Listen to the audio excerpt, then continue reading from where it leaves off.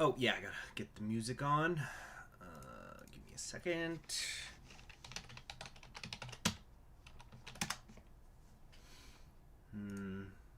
Oh my, a little loud, little loud.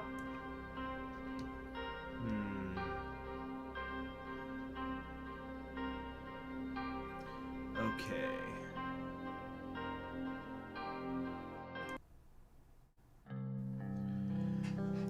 Alright, let's get playing. Hey, what's going on? Ah! Where's my cursor? There's the cursor. And there's my face in the corner, as per usual. Okay, hello everybody, I'm Conquering History Games, and welcome back to live stream number 8 here for Suzerain. Not chapter 8, it's chapter 1. It's just chapter 1. There is no chapter 2. You need to stop pretending that there's a chapter 2. You need to accept that there's no chapter 2. It's just chapter 1 forever. That's the entire game. It's brilliant, it's avant-garde, it's exceptional, and we need to praise this decision by the makers of the game more for doing that. Hello there, Necrosov. Hold on, we're having a teeny issue in the other monitor. Give me a second. Let me just clean some of this stuff up. Yeah, I just got a lot of... got too many... got tabs open that I don't need open. Let's close that. Let's close that and that. Okay, that's cleaner. No, I saw that, Santiago, but I appreciate you getting the spelling right, which I presume you're doing. Hello there, Necrosoft. Oh, that's a cute cat in your profile picture. Anyway, let's get to it. What chapter are we on? Or turn, I should say. The journal. So yeah, we're in turn 2. We just had that meet. I think the last thing that we did is we had that meeting with 2 of the Supreme Court justices, including the Chief Justice, and that got a little weird. But I'm not sure what we're doing next. Let's look around. There was a prisoner riot. The riot started when a warden was killed by a bloodish political prisoner. 4 guards and 21 prisoners died, 134 were injured. Okay, so I think this is just more, it's just showing that, this is really great. The communist books are being burned in Boron. It's just showing, but I like all these little things here. I'm not reading them all. Like, I am reading them. I read them with my eyes, but I'm not reading them out loud for you guys. But it's basically just showing the tensions that are in the country, politically and otherwise, that are going on. What's this Narbel thing? Read the report to Narbel, and we're going to do a presidential visit. The hospitals are overburdened. They are unable to respond to the needs of the citizens. I think we kind of saw something similar to this. Hey, get some sleep, NPC. Remember, everybody, I try my best to make sure that all my live streams that I ever do go into a master live stream playlist, and also for things like this where it's a multiple episode series, I try to make sure that they also go in, like, for example, in this case, the Suzerain live stream. And if you ever can't find one, please let me know in a comment or something. Anybody. How many chapters are in the game? There's just chapter 1. Don't you get it, Hot Boy? There's only 1 chapter. That's what I'm trying to say. It's brilliant. It's different. Nobody thought of this before. Make a whole book that's just 1 chapter. Okay. Oh yeah, we're gonna do so let's get started here. Let's do the presidential visit. Oh, excuse me. Sorry, that kind of just came up on me. I did just have some dinner. I was traveling to the snow-covered city of Narbel in the Nargis region for the Rural Development Forum organized by the Ministry of Health and the Ministry of Education. Hold on a sec, I gotta put something here on my... Hold on. Okay. I was traveling to the snow-covered... Yeah, Ministry of Health and Education. The mountainous city of Narbel had gritty tones to it. It's mostly regarded as one of the poorer cities in Swordland. Its people were hardy and wary.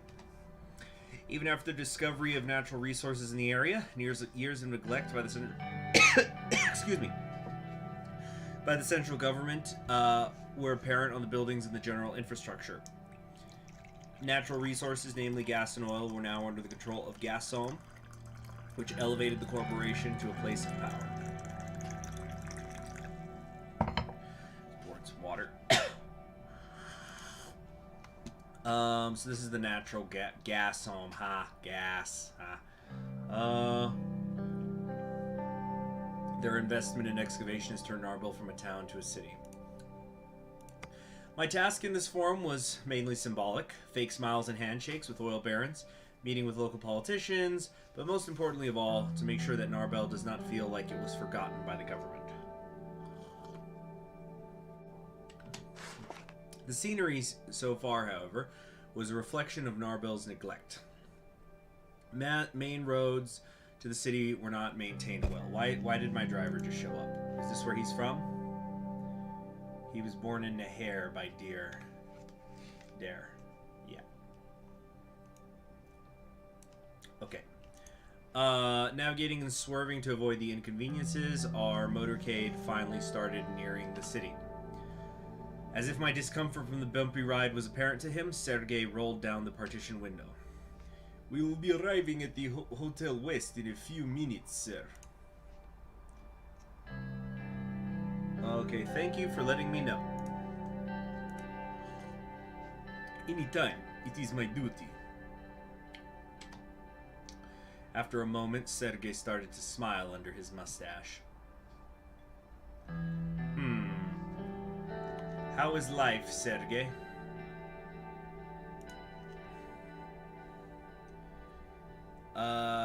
Talk to Sergei. Dude, I'm gonna get friendly with him. He's my driver. I'm telling you, all I'm saying is if I was a professional politician, or not even a professional politician, let's say I was like a sports person, like a famous athlete, I would have a driver, maybe two drivers, but I would treat them very, very, very well. I'm telling you, it frustrates the crap out of me, like a secondhand frustration, and just like just disbelief whenever I see some athlete, get pulled over for a DUI or get in a drunk driving accident. It's like, bro, you make millions of dollars a year. You can't hire a fucking driver? That's what Michael Jordan did. Michael Jordan had a driver, and you pay him well, and you put that person's kid, man or a woman, you put their kids through college. Because that's the person that's going to pick you up when you're hammered somewhere, or when you're doing something you maybe shouldn't totally be doing, and they're going to get you home safely and quietly and keep money in your pocket and keep your name out of the papers. So, fucking, yeah, I'm going to treat Sergei really well. Sir, I just want to say, it has been great these last 2 months. As you know, my wife Susan recently gave birth to her son, sir, and now my daughter just started at a very good high school in Holsord. Let's see. That's great news, Sergei. I'm happy for you. I appreciate it, sir, truly. I was worried that I wouldn't be able to afford a good private school if she scored less in the entrance exams. But I shouldn't have made my insecurity, but now I drive the president, and I'm rich as fuck. But I shouldn't have made my insecurity get to me. Erica outsmarts me all the time. I am very proud to have a daughter like her.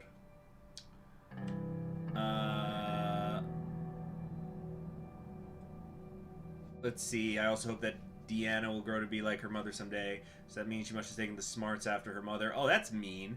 Even if I'm not taking the smarts out of whatever. I do not value insecurity in my employees, Sergei. I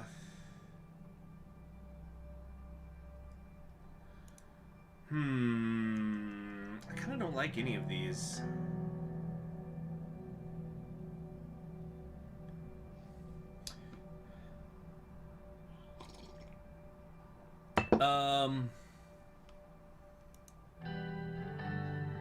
I'm gonna say I do not value insecurity in my employees, Sergei. Gosh, why am I struggling about this so much? It's a conversation with my driver. He looked visibly irked by my comment and nodded. Oh, shit. Lieutenant. Yes, sir. I'll be more careful from now on. Oh, man. Have I told you, sir? We named my son George. The doctors say he's very healthy, and thankfully so is my wife.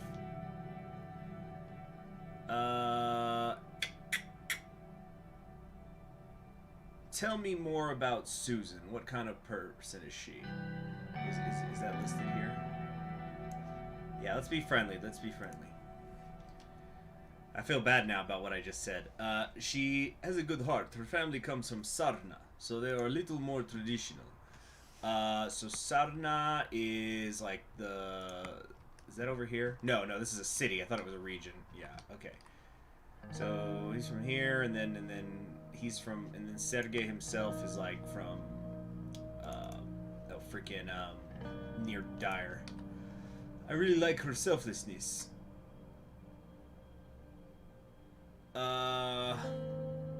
Sarna is a nice little city. Let's see here. Sergei will give you the ultimate gift if you fund his daughter's education, and that gift is friendship. Ah, well. Friendship is magic.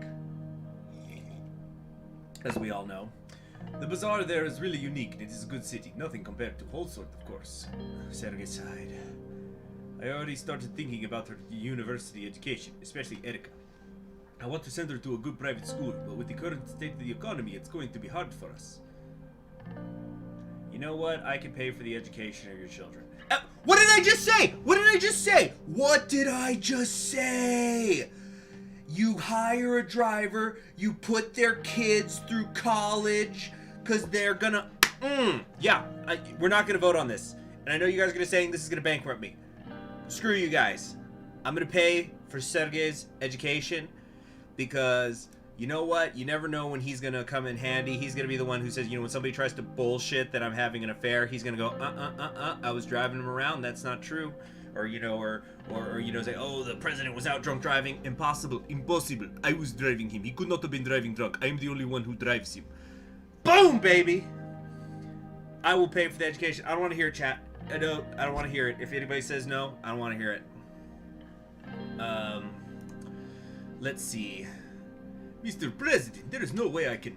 With one look at me, from me, Sergei cut his sentence short and nodded at me after removing his hat. Mr. President, I don't know how I can ever repay you for this. Thank you, sir. Thank you. Let's see here. See, money is never more important than education, or I hope you return the favor by helping someone in need someday, just like I did. Or no worries, Sergei. I guess all of these work.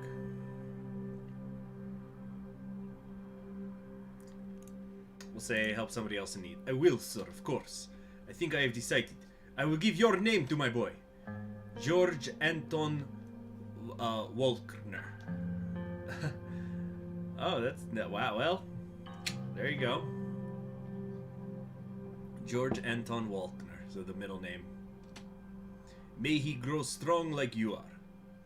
And have a nice logo for a head like you. I hope when he grows... Right now he has eyeballs like normal person. But you have letters instead of eyeballs. It's great. I hope he gets that way too. Okay. Let's see here. I am sure he will. Yeah, I have a, freaking, let's see, how do I tell the story without giving away ethnicities? Okay, basically I had a cousin was born on the birthday, how do I want to say? Yeah, let's say the birthday. Let's say the birthday of a really famous politician.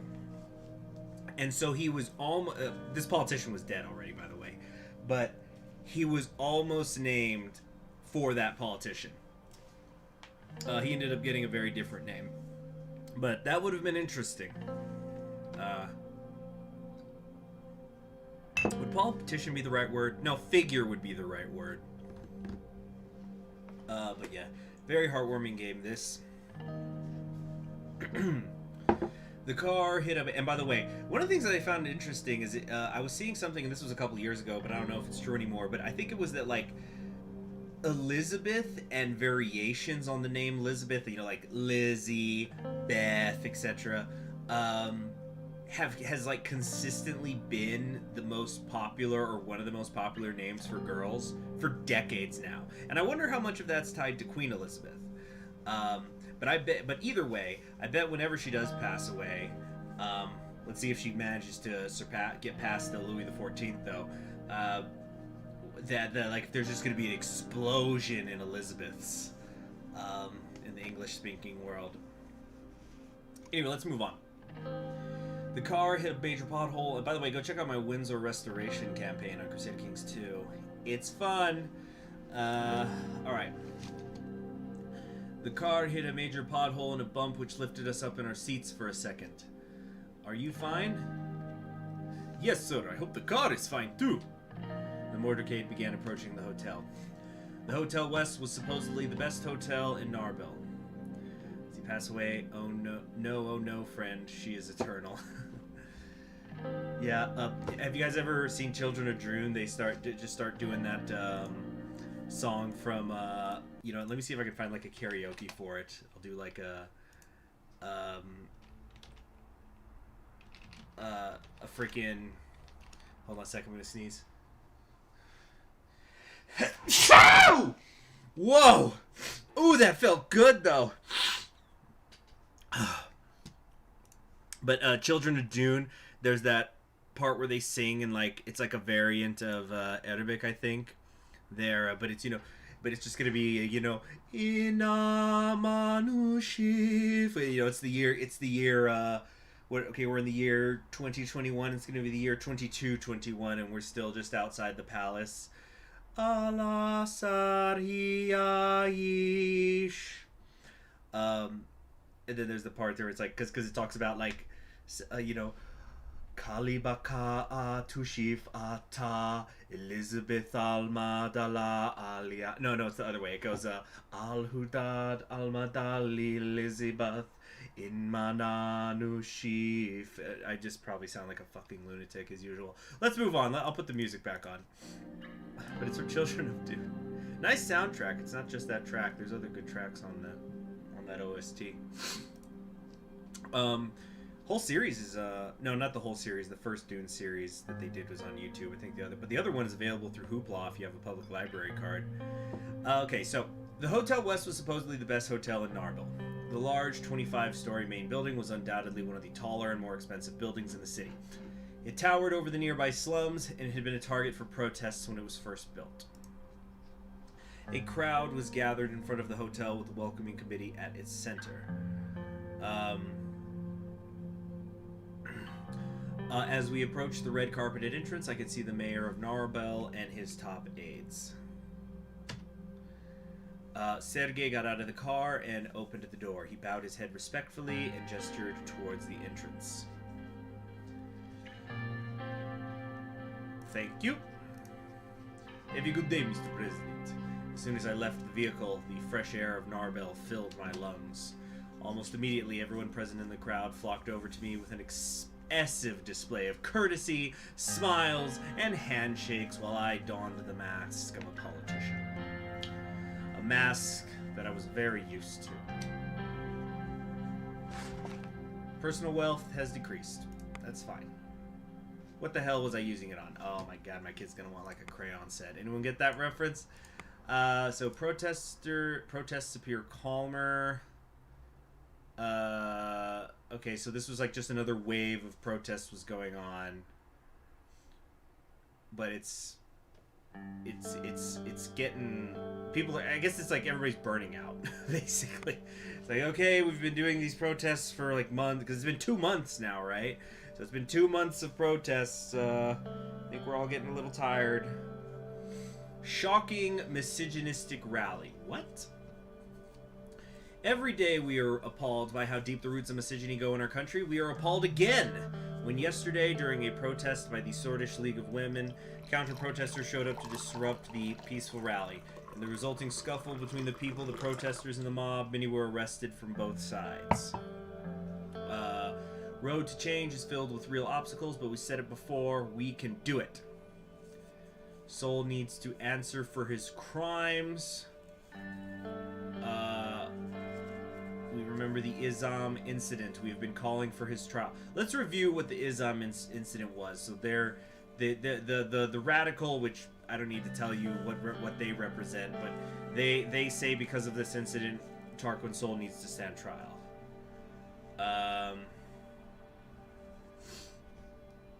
Okay. There was the Sol Dam project. Construction site was home to an old bloodish village called Izam, which had to be evacuated and razed. There were protests by the populace. Military arrived in response. Okay, the village elder was shot by one of the protesters, and that caused the protests to turn violent.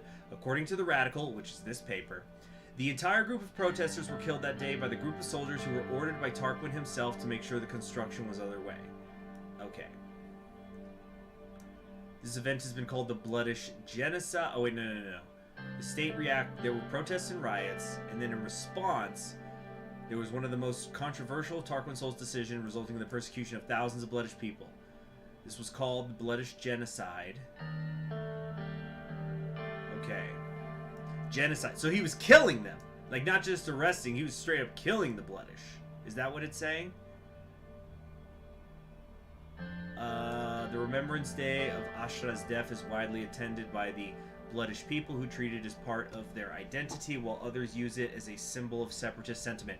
I bet you that we're gonna have an event where we gotta decide if we're gonna go attend Remembrance Day. That's gonna get interesting. Okay, education privatization has proven successful. Prime Minister Alvarez. Wait, where is this? Prime Minister Alvarez. Oh, this is in Lesbia. This isn't in us. But so yeah, this is basically the Wall Street Journal. So they're saying, look, privatized education's awesome. So they're telling us we should do that. I forget, did we say we were going to focus on, did we say that we were going to focus on healthcare or education? Bloods equal Kurds, that's all you need to know, not Turkey. Yeah, I know that. I know. And that is why, I'll tell you right now, unless I'm going for a specific achievement, I am never, ever going to persecute the Bloods. Because I've told this story many times before, but for those of you who don't know it, I once upon a time had this Turkish national dude who would constantly harass me in my live streams and would have a total shit fit every time Kurdistan popped out in a Kaiserite game. And I told him that if Kurdistan ever got a focus tree, I was going to turn it into a world conquest run, Kurd Pride worldwide. I don't think we're going to get that Kurdistan tree because it's been a few years and the Middle East has been reworked and we still don't have it. So I just don't think it's very high on the priority list. So since we've got Kurds in this game, though, we're going to hug them and kiss them and call them George. Just to fuck with that one guy who used to annoy the crap out of me so much. Oh, we're on turn 3. How about that? Let's see here. Briefing on the current welfare situation. The mountains were covered by snow. That's really funny considering something I was recording earlier. Very fitting. Oh, so here's our Minister of Health. We've never seen him before. Let's see, before his political career, he did 8 books. The Unfortunate Man, the story of a family of poverty-stricken miners. He became known as a writer who depicts the struggles of Swedish life from a realistic frame, which brought him praise from the middle class and civil rights groups. So there's probably a Turkish equivalent to this. But I'm probably gonna say that he's like meant to be Steinbeck. With his communist books where he's talking about migrant workers struggling and all that other Soviet bullshit. Seriously though, Steinbeck is great.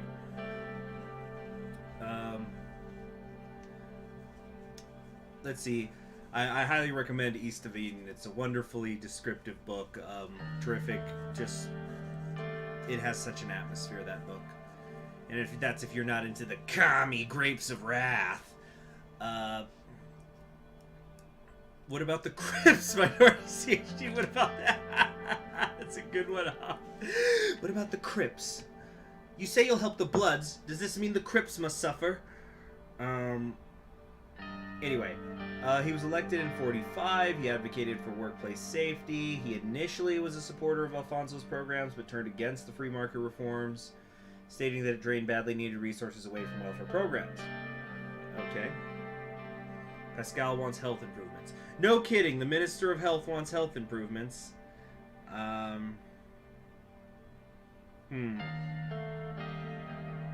Let's see here.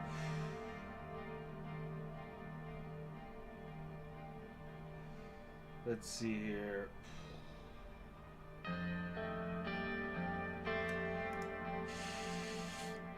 My Minister of Health was ironically somewhat portly, having gained a few pounds since his breakthrough as a best-selling writer. But his authority on social affairs could not be questioned. Okay, this guy needs a voice. What kind of voice? Kind of looks like freaking. He looks like older Mario. That mustache and I don't know. But his hair could be poofier. Maybe Mario cut his hair. Such a spectacular view. Let's have him be Italian. Screw it. Oh, who's this? Oh, Chiara Walda. Well, I don't even have to read anything about this Minister of Education, Technology, and Research to know that she is obviously, clearly, sincerely, unequivocally a stand-in for Margaret Thatcher in this world. But let's read this here. The Minister of Education joined us on the balcony dressed in a sky blue pantsuit. Really? I would have thought this was a dress. I thought this was like a dress. Her preference for trousers over dresses had made her the subject of much palace gossip, but that didn't seem to bother her in the slightest.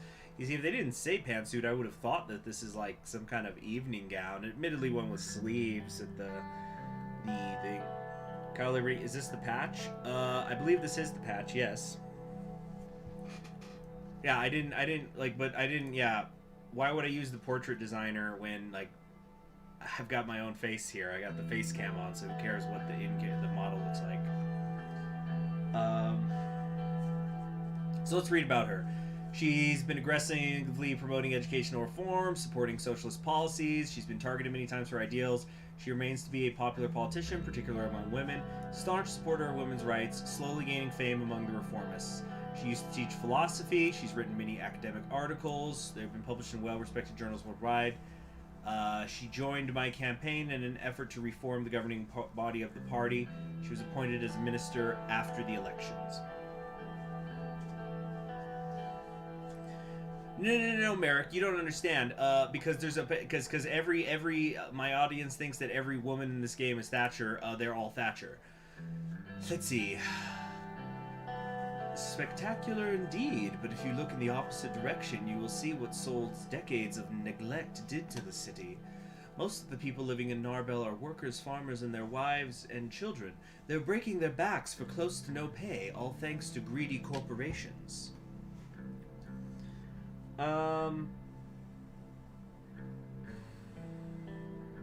Let's see here.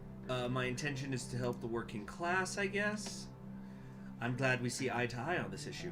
Seriously, guys, does anybody remember what we chose? I want to say that we picked education. It was going to be the first thing that we focused on in our first term, but it might have been healthcare. If you look past the view, you could see the real problems. Real problems like poverty. Pascal nodded gravely. This was a subject he knew quite a bit about himself. His best-known books were about the plight of Swordland's less fortunate, drawing from his own past growing up in squalor. Well put, Miss Walda. I don't need to tell you about my own experiences with poverty. I'm sure you have similar stories, am I right, Mr. President? I forget, were we middle class? We did pick education? Okay, thank you, Sangens. Thank you for the reminder. I was pretty sure, but I wasn't completely sure. Ooh, isn't that going to help us with one of the achievements? I'll check that later. Or, you know what, I can just check it now. Suzerain. Hold on. Let's see. Suzerain achievements.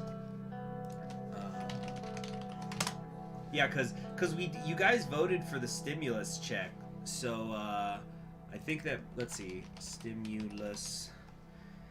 Yeah, if we fund health or education... Oh, so it could be either one of them. That's one of the things that'll get us an achievement. Yeah, we knew less fortunate families even though we belong to the middle class ourselves. So you could at least sympathize with the plight of these people. You don't have to have been poor to sympathize with the plight of the impoverished, much as you don't have to have been born a woman to recognize Swordland's need for parity among the sexes. Parity among the sexes shouldn't be our first priority. Look at how many high-ranking female politicians I have. Our country has. Every one of them a Thatcher clone. There's a Thatcher here, there's a Thatcher speaker, there's a Thatcher who's in charge of the interior. You're a Thatcher, the Thatcher's everywhere. I got Thatcher on the brain. Appearances could be deceiving, Pascal. Her voice sounded bitter. Think about how Leas Graf got to her current position. I don't necessarily believe the rumors about her and Sol, but she never could have risen so high if she didn't parrot his cause. Gloria Torley. Is it an accident that the first female assembly speaker is such a staunch conservative? So as we're seeing that we're just basically reviewing the Thatcher quintuplets of our cabinet or of our political society here. So Thatcher 1, Thatcher 2. Seriously, if I could break character for a minute, this one actually seems to be the Thatcher. By the way, I don't know if I've said this before, but I think all these portraits are great. They're very well done. I actually kind of like that you can see the brush strokes on a lot of these portraits in a nice, because it's like they're portraits. You know, like these aren't. I get the sense like these aren't photographs. These aren't like official portraits. This is still, you know, it's the 50s. They're still painting them. So anyway, that's just a side note. I really like the portraits in this game. Let's see here. Tenbray says, you're about to be employed in a few days. Thankful that little blush face. Oh man, I'm sorry to hear that, Tenbray. Well, hopefully things work out for you. I know it could be tough when you're unemployed.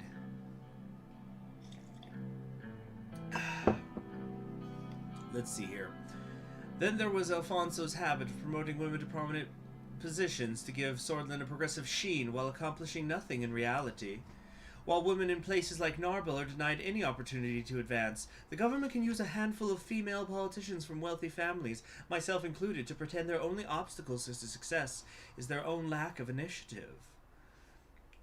You know, this kind of reminds me of how you'll sometimes see those, and I don't want to get into like all the complexities of what Iran went through in the 50s through like the 70s and the early 80s, but whenever you see those pictures of, man, remember how cool Iran used to be? And it'll just like, you know, you just see some women in shorts or like riding bicycles in Tehran. And it's like, these were the wealthy daughters. These were the daughters of wealthy families going to private schools and stuff. And like, let's be perfectly honest, these pictures get shared on the internet because, oh man, look at that hot Iranian. I'm gonna. Oh, also, yeah, something about the Shah or the Ayatollah, whatever. But, you know. Let's see here. Let's see. But yeah, just that whole thing. It's like, you know, you think most Iranian women that was their lives? Okay. So anyway, meanwhile, those of us who don't use our clout to help powerful men stay in power are denigrated as angry spinster.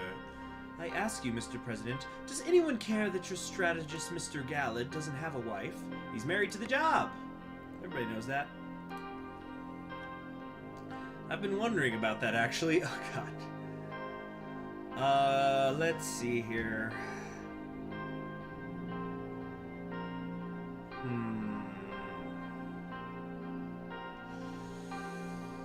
Let's see here.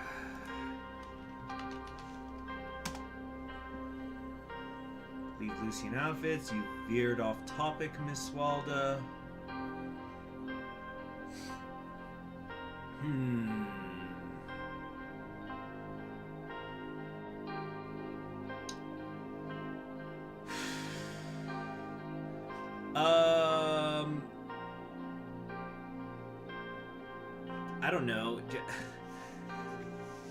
I don't know. We're gonna say I agree with you completely. Swordland's women deserve better. Yeah. I'm glad to hear that. Sometimes you just say, yeah, I agree. Can we end the conversation? That's like kind of probably better. The reason why I chose that is because I was thinking about doing the, we're a little bit off topic right now. And because if I did that, she was going to take that as like me being dismissive or aggressive. And I don't say this just because she's a woman, but like just in period. And one of those things like, yeah, I'm on your side. I'm agreeing with you. Geez, that reminds me. I remember back when I was in the army. That was just because, you know, like kind of aggression is sort of like the base mode of emotions. There were so many times over the years where it would just be, yeah, dude, I'm agreeing with you. He goes, oh yeah? Yeah. Yes, I'm agreeing with what you just said. Oh. And it's like kind of disarming to people. Like, oh, okay. And let's see here. As I was saying, isn't it about time the country, we hold sword address this country's real issues, rather than bowing to the wishes of the you know what, I gotta turn this music down a little bit. It's a bit loud in my ears. Okay. Rather than bowing to the wishes of the hawks and fearmongers in the establishment, diverting yet more resources to the military and law enforcement. Our welfare, healthcare, and education systems have been decaying since the recession. Swordland's poorer communities are losing hope. By the way, Tenbray, I hope all that stuff works out for you. I really do. Yeah.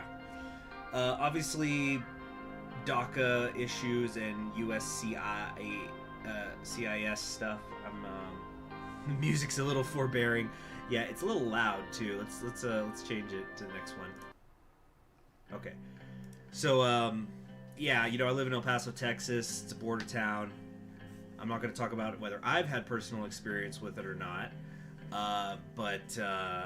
Yeah, DACA and immigration services issues are a common theme in El Paso. Let's see. Hopelessness and a lack of opportunities can drive people to extreme solutions. We're seeing increased crime, domestic violence, and yes, rising inequality between men and women. Let's see here. We could say Graf will take care of crime. She's an expert on the subject. Now that would be interesting to see how she would react to that, because on the one hand, she was just saying that Lilas basically got to where she was because she got close to Sol. I guess allegedly there was an affair. That's the first I've heard of this, but you know, on the other hand, I'm saying like, but it's a woman. Okay, number 2, these issues must be tackled from different directions. We need to engage it holistically. Number 3, if only we could stop the recession, create jobs and growth. Or number 4, capital must be prioritized towards the resources that matter the most. Yeah, she's talking about a lot of different stuff. Welfare, healthcare, education, crime, domestic problems, inequality. This is a lot of different things.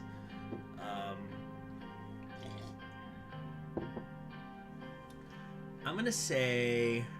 I kind of want to say we got to prioritize capital towards resources that matter most. But I think holistic. We must engage it holistically. That's not a word that's used enough. Holistically. Nice word. Certain words is like it. Holistically. I'm planning to help by using an increased budget to improve the quality of healthcare. That could prove useful, but we need to be doing a lot more. Education has similar issues. There is another subject I want to mention. I have been working on improving the rights of workers in our country, and I proposed a draft that is currently being reviewed by our party. Let's see here. Okay, Tenbray says all that stuff takes time. She better not be talking about oversleeping change. Yeah, well, I think a lot of this chapter 1 stuff is sort of, I think the reason why the chapter is taking so long is because we're zoning in. We're going in minister by minister by minister. Like, I think these are the only, yeah, now that we're talking with Kiara and Pascal, then we'll finally have had meetings, at least one meeting with everybody. But it's like, okay, Simon Hall, we need to talk to him so he can brief us on what's going on with the economy. We need to talk to Nia and Lilas because what's happening with our police force? What's happening with crime? We got to talk with Joseph Langsia because what is Rumberg going to do?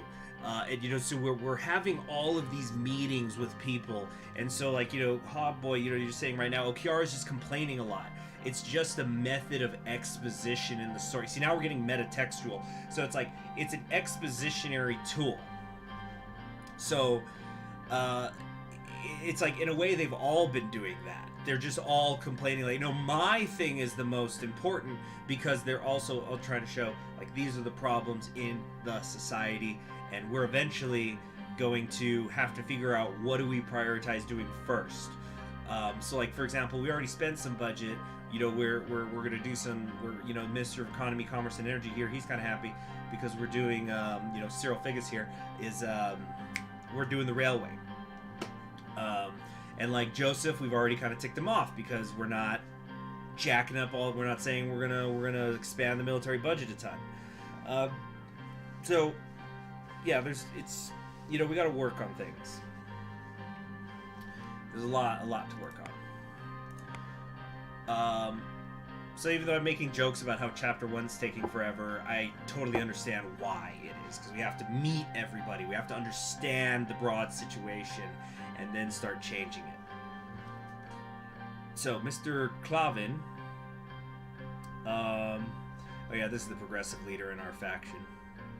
Hey, J-Dog Horse Thatcher. Oh, she's right here, bro. Let's see. Mr. Clavin has already backed me and given his support. Mr. Support, Swordland has fallen behind most countries on this subject. It is my responsibility to ensure this is not the case.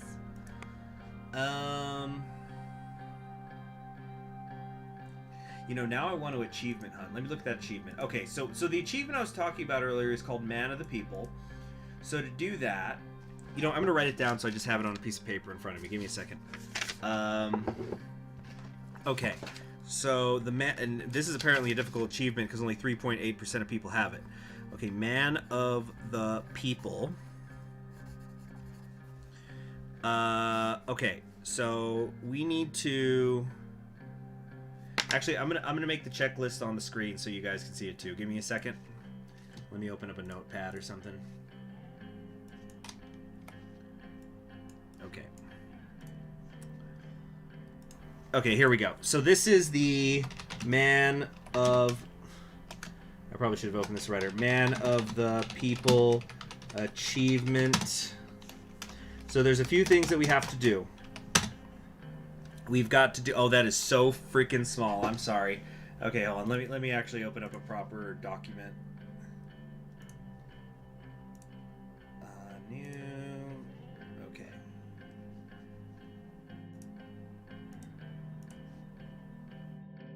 There we go. Okay. So, Man of the People achievement. Or, achievement. So there's a few things we've got to do here. We need to make this smaller.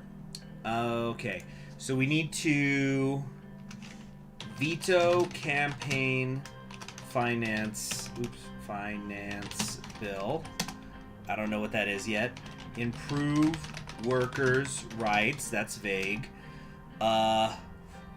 Focus fund health care or education, provide stimulus checks. Okay, so we've already done this. That's done. I'm not so sure what we could even do here for these two. I haven't heard anything about a campaign finance bill, so that's probably down the line. And then this, we're like halfway there, because we already said we're going to focus on education. Now we just actually fund the education. So this is only 3.8% accomplished achievement. I think it's a good one to go for. Let's give it a try. Let's also maybe hold on. There we go.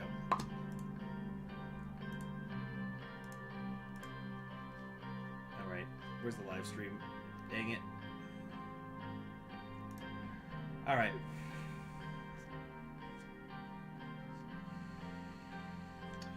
Okay, so Mr. Clavin has backed me. Swordland has fallen behind most countries, so we can say I need to improve the standards for our workers. There's always room for improvement. It's good to hear you're pushing for it. We shouldn't upset the businesses who are already struggling to stay afloat. It sounds like a costly bill for such a low priority issue. Oh, already did do the finance bill? Did I? I guess I forgot. It's because I've been so focused on the constitution changes. So we're gonna say, yeah, I agree. We need to improve the standards for our workers. Exactly. Swordland must provide for its own people to move forward. It's also a matter of life and death. Every decade we hear of some horrific accident due to employers' disregard for their workers' safeties. So, would you back the bill when it arrives on your desk, Mr. President? Let's see here. I can say I'm very interested in supporting it once it is finished. To make a decision, I would need to evaluate the contents in detail. I don't think it is the time for such a change. We have it. Yeah, I don't even know what's in it. What do you mean? I'm going to improve the workers' rights. What does that mean? We need to look at it. We need to evaluate the contents. Understandable. You will receive all the sections in an outline. It's getting a little cold out here. Let's head inside and continue our discussions. We headed back inside because remember it's snowing. The meeting room was already prepared for state business. Small gifts for each of us had been placed on the table in the municipality. We took our seats. Okay, I guess it doesn't matter. Yeah, because see, this is what I was just talking about. We're just going minister by minister, one at a time. They're pitching us our things. So let's do the health overview. As you wish, Mr. President. Swordland has a free healthcare system except for a few private hospitals operating under it. Most of the populace receives adequate treatment. Health issues primarily appear in rural areas due to a lack of quality services. I am doing my best to ensure that citizens of all ages receive the best health care they can. I also personally want to solve the high infant and maternal mortality problems. That's what I always hear is like one of the key things to check how successful a country is you look at the infant and maternal mortality rate. Which like a lot of those Scandinavian countries are good at, so that's one of the reasons why you always see them high on the indexes. Have you guys ever heard of those Finnish baby boxes they made? We're getting off track here, never mind. Alright. Okay, what are life expectancy and mortality rates? Our life expectancy is 65 years. The infant mortality rate is a worrying 85 per 1,000 births, while our maternal mortality is at 90 per 1,000. So let me pull up some numbers so we can have some scale of that.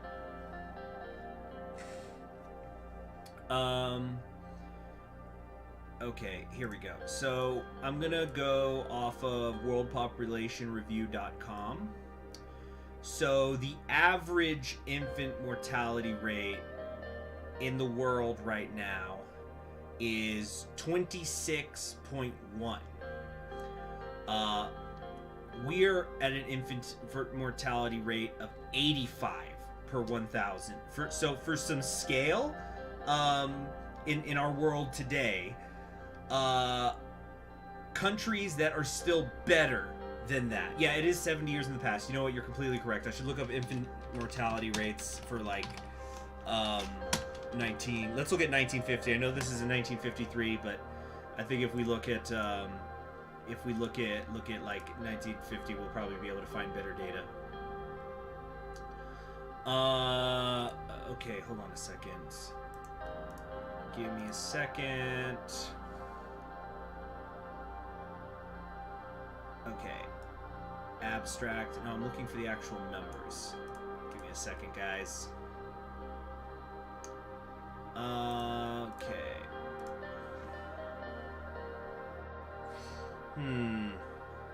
Wash your hands before delivery. Not a bad idea. Not a bad idea at all. Maybe wash your hands before you get in there. Okay. Let's see. Yeah, I'm having trouble. Okay, I know this is not accurate. We're going to use the 2021 data. Just because I'm having trouble finding any good data for 1950. I'm sure there's good stuff out there, but I can't find it right now. But just for some scale, these are countries that today have better infant mortality rates than it's saying, Swordland has in this game. Nigeria has at 69.8, still a better rate. Chad, not so Chad, with an 85.4 infant mortality rate. So basically, Swordland is equivalent to today's infant mortality rate in Chad, Guinea-Bissau, the Central African Republic. The only two countries in the world today that have a worse mortality rate than this are Somalia and Afghanistan.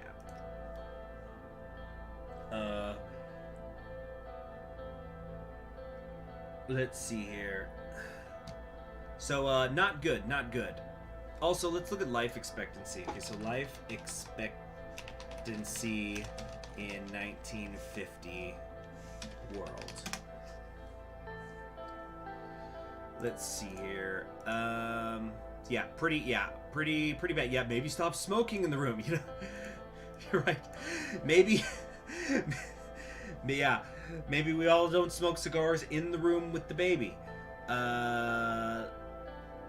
Let's see here. So, I'm trying to find life expectancy in the 50s.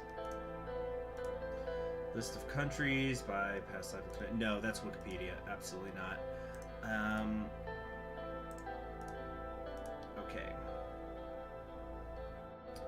Okay, so the average life expectancy for both genders combined was like 47 in 1950. Well, that's not good. That's all over the world. We need something that's a country by country breakdown.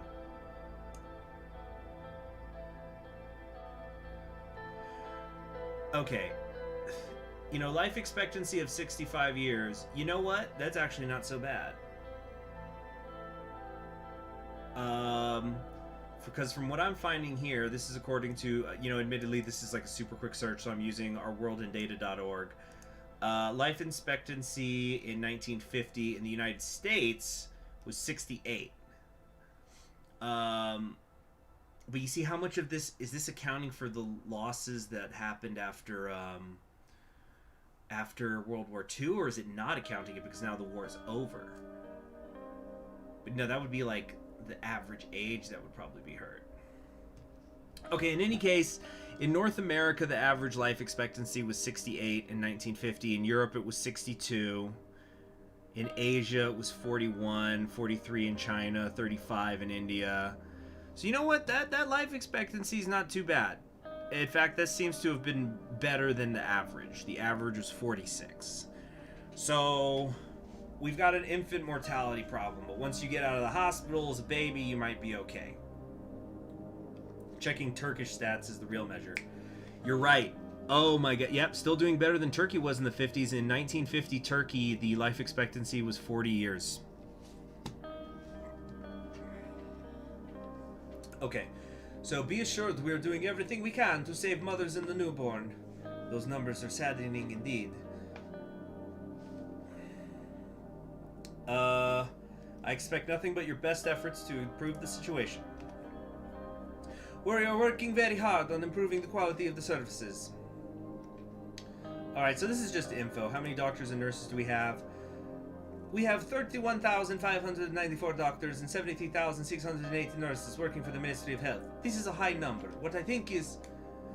I don't want to be rude, but out of those numbers, how many are in urban and in rural areas? See, now this is an interesting thing. Oh my gosh, I'm getting, like, so off topic on all this, but I feel, as many of you know, the vaccine for the Backstreet Boys reunion tour has been in circulation. And so at least in the United States, we basically have two main priority classes of people getting the vaccine. They're not the only ones getting the vaccine, but there's like 1A and 1B. And there's been talk about, okay, so who's supposed to be part of the next wave? And like healthcare workers, in fact, the second wave doesn't even matter right now. But it's like, one of the things is like, okay, we need to vaccine the healthcare workers. But I've been hearing a lot of different arguments about like who you're supposed to vaccinate in order to do the maximum amount of good in the least amount of time. So for example, I think I talked about this on a different live stream, or I did it on a pre-recording, how there's a lot of people who are saying like objectively the best way to stop the spread would be to vaccinate everybody in the jails, because that's where disease spreads really quickly.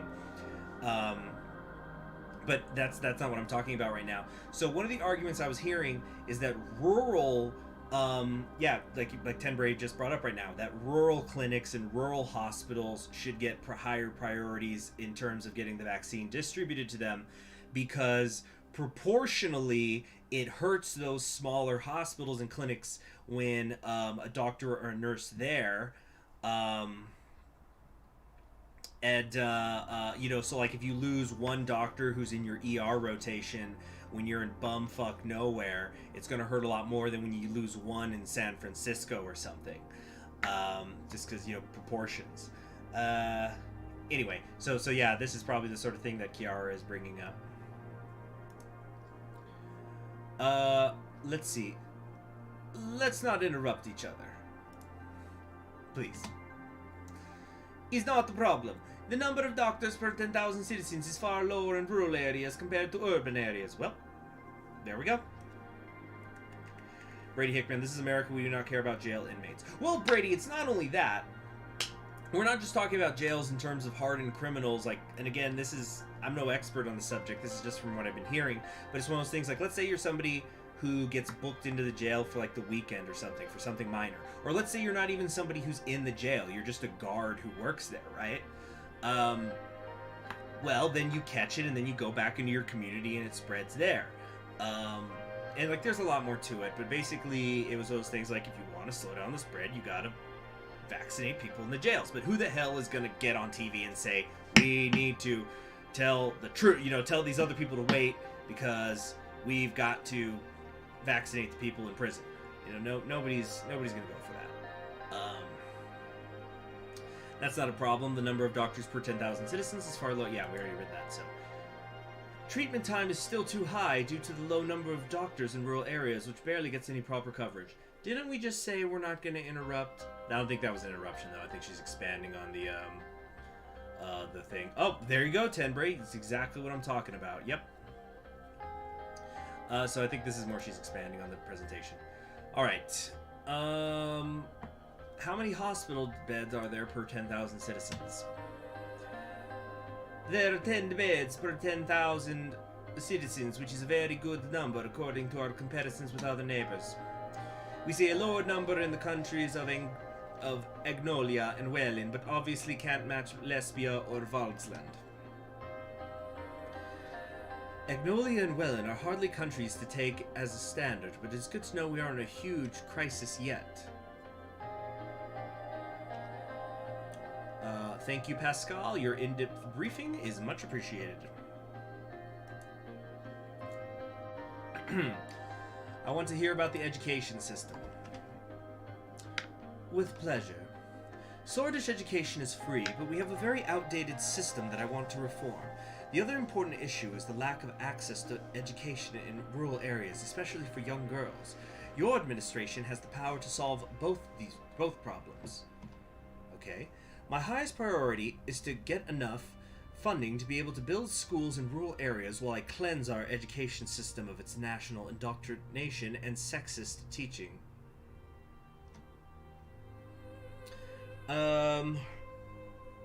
Okay, how many students and teachers do we have? Currently, there are about 5 million students, 3 million in primary education, 1 million in secondary, and 1 million in tertiary. There are tertiary, as in like universities? That's an enormous number. I don't think that's right. That maybe tertiary means like high school. In this context, there are 155,316 teachers. Swordland is full of young and bright minds. Okay, we should keep striving to make education. Yeah, because, okay, we're going in on education.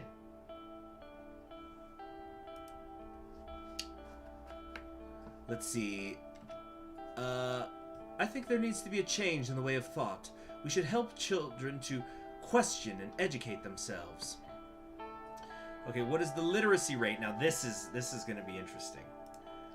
The literacy rate of Swordland is at 80%. This is a very good indicator for future growth, but it needs to increase. It's also far lower among girls than boys. So let's do a little comparison. We'll try to look at Turkey's specifically. Turkey literacy rate 1950.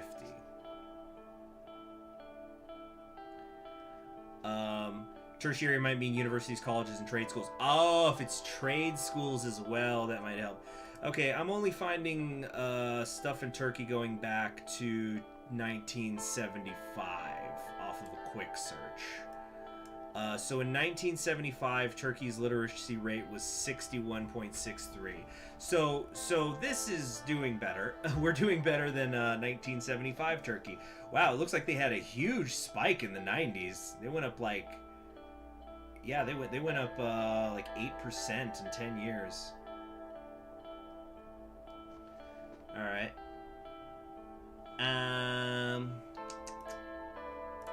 But let's look at the, let's see, okay, hold on. National literacy rates.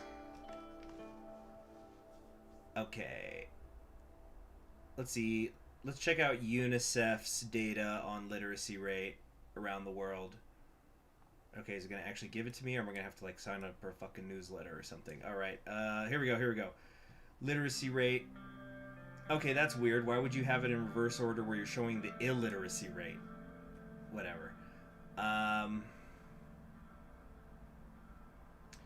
Okay, let's compare that to, like, the United States. 1950 United States literacy rate.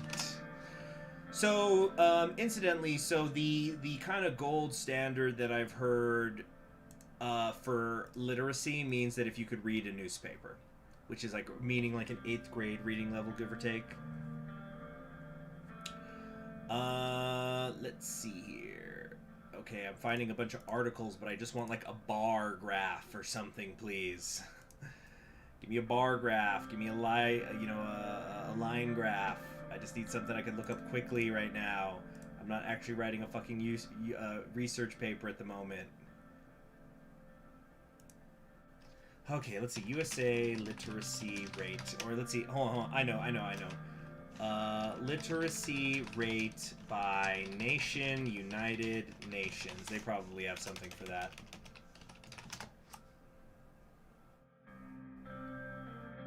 Here we go. UN data. Perfect. Great. It's alphabetical. Now, can I switch it so I can sort it by value? Descending. Okay. Update it. Boom. Okay. So the literacy rate, we're gonna not count like micro countries. Looks like the highest literacy rate. Oh, okay. This is old data. This is from 2007 to 2011. Fuck it. Okay. So the equivalent of getting down to 80% literacy rate. That would be the equivalent, roughly, of, like, Iraq, Nicaragua, Tunisia, Syria. So we're not up there with, like, European nations, because, like, the European nations are in the 90s. Yeah, like, Philippines is 95, Thailand's 94. So we're kind of... Well, you know, I think 80%, that's pretty good, considering the turmoil that's been going on in Swordland.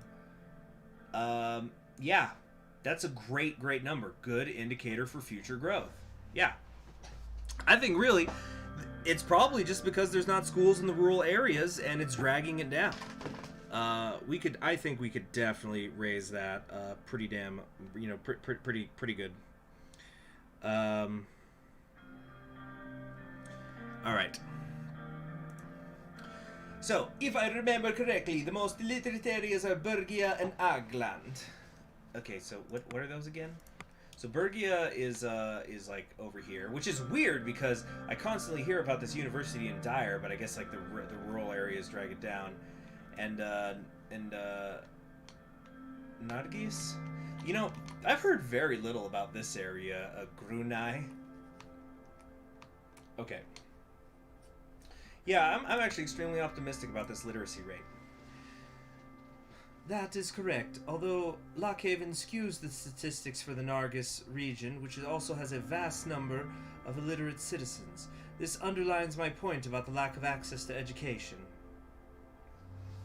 Let's see, why are the girls more illiterate? Are their parents dragging them from the school system? If I had to guess, it's probably, yeah, in rural areas, maybe they just don't even send them to school or something. I haven't seen anything to indicate that there's like any institutional, oh, girls can't come to school. Nothing like that.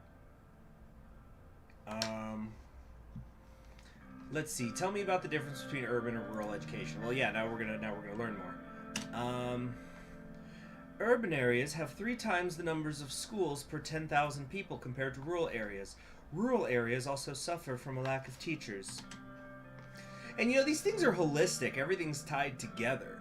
So there's probably, well, there's probably a lot of different factors. Like in reality, there's many different types of factors that go into sorts of things like that. It could deal with like the marriage rates. It could deal with the culture. I've noticed this game has in a passive, in a good way, and something that doesn't draw attention to it, and I'm totally fine with it. There's not been much of a subject of religion in this game. Maybe that's something they're going to update in the future. This is a very young game. This only came out in December, I think. Like the freaking the communists, or not the the equivalent of communist nations, they appear to be more secular, but I'm not recalling seeing anything about any sort of real or imaginary religion in these games. Like, so like what do we mostly believe in? What do the Bloodish believe in? Do they believe in something different? What is Wellin into? What is Lesbia into? What's Arcasia predominantly? You know, what before the revolution, what did New Contana have? Oh, there is a religion. Okay, I guess we haven't met it yet. You know what? Let's look it up then. Yeah, I understand if the government is secular, but what about the people? Like, there's got to be religious figures in there. So, Nurity. Okay. This is a monotheistic religion teaching the only creator is the divine God and that Saint Das is the divine messenger. It is the biggest religion in Maricopa and the 3rd largest in the world. Okay, so this is Islam. Nuris believed that the divine God revealed divine intent through Saint Dast on Dissension Day. As the divine messenger, Saint Dast began his lifelong journey of spreading the message of the divine across the land together with his 30 disciples. According to Nurity, the divine God is an entity believed to inhabit all things.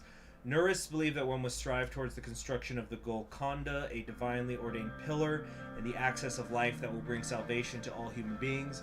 Those who follow this goal are considered to be on the path of enlightenment. The 2 main branches of Nurity are Dastruni and Warhexism. Dastrunists believe in the direct and literal followings of the teaching of Saint Dast. Warhexis follow a more interpretive approach advocated by Saint Warwick, who they believe was divinely appointed as a successor to Saint Dast. So, yeah, it's clearly, you know, it's monotheistic, so of course it's going to have relation to the Abrahamic religions, but, yeah, it's, you know, it's, you turn your head and squint, and it's either Islam or a bit of Catholicism. Just like Vlogsland up here, right? With Hegel in charge. You know, you squint and he's Tito, or you can squint and he's Lenin. You know, you mix and match.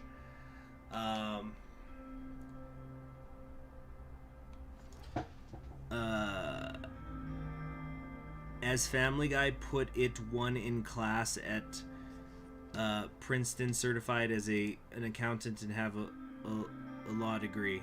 I don't get it. Yeah, fundamentalist versus approachable, which you could say about many religions. Even the freaking Jainists, it's like, no, you have to wear no clothes. It's like, no, man, you can wear clothes. No, you're all going to hell for wearing clothes. The world's corrupt. Anyway, we're getting so off track in this meeting. Let's see. That's not a very good ratio.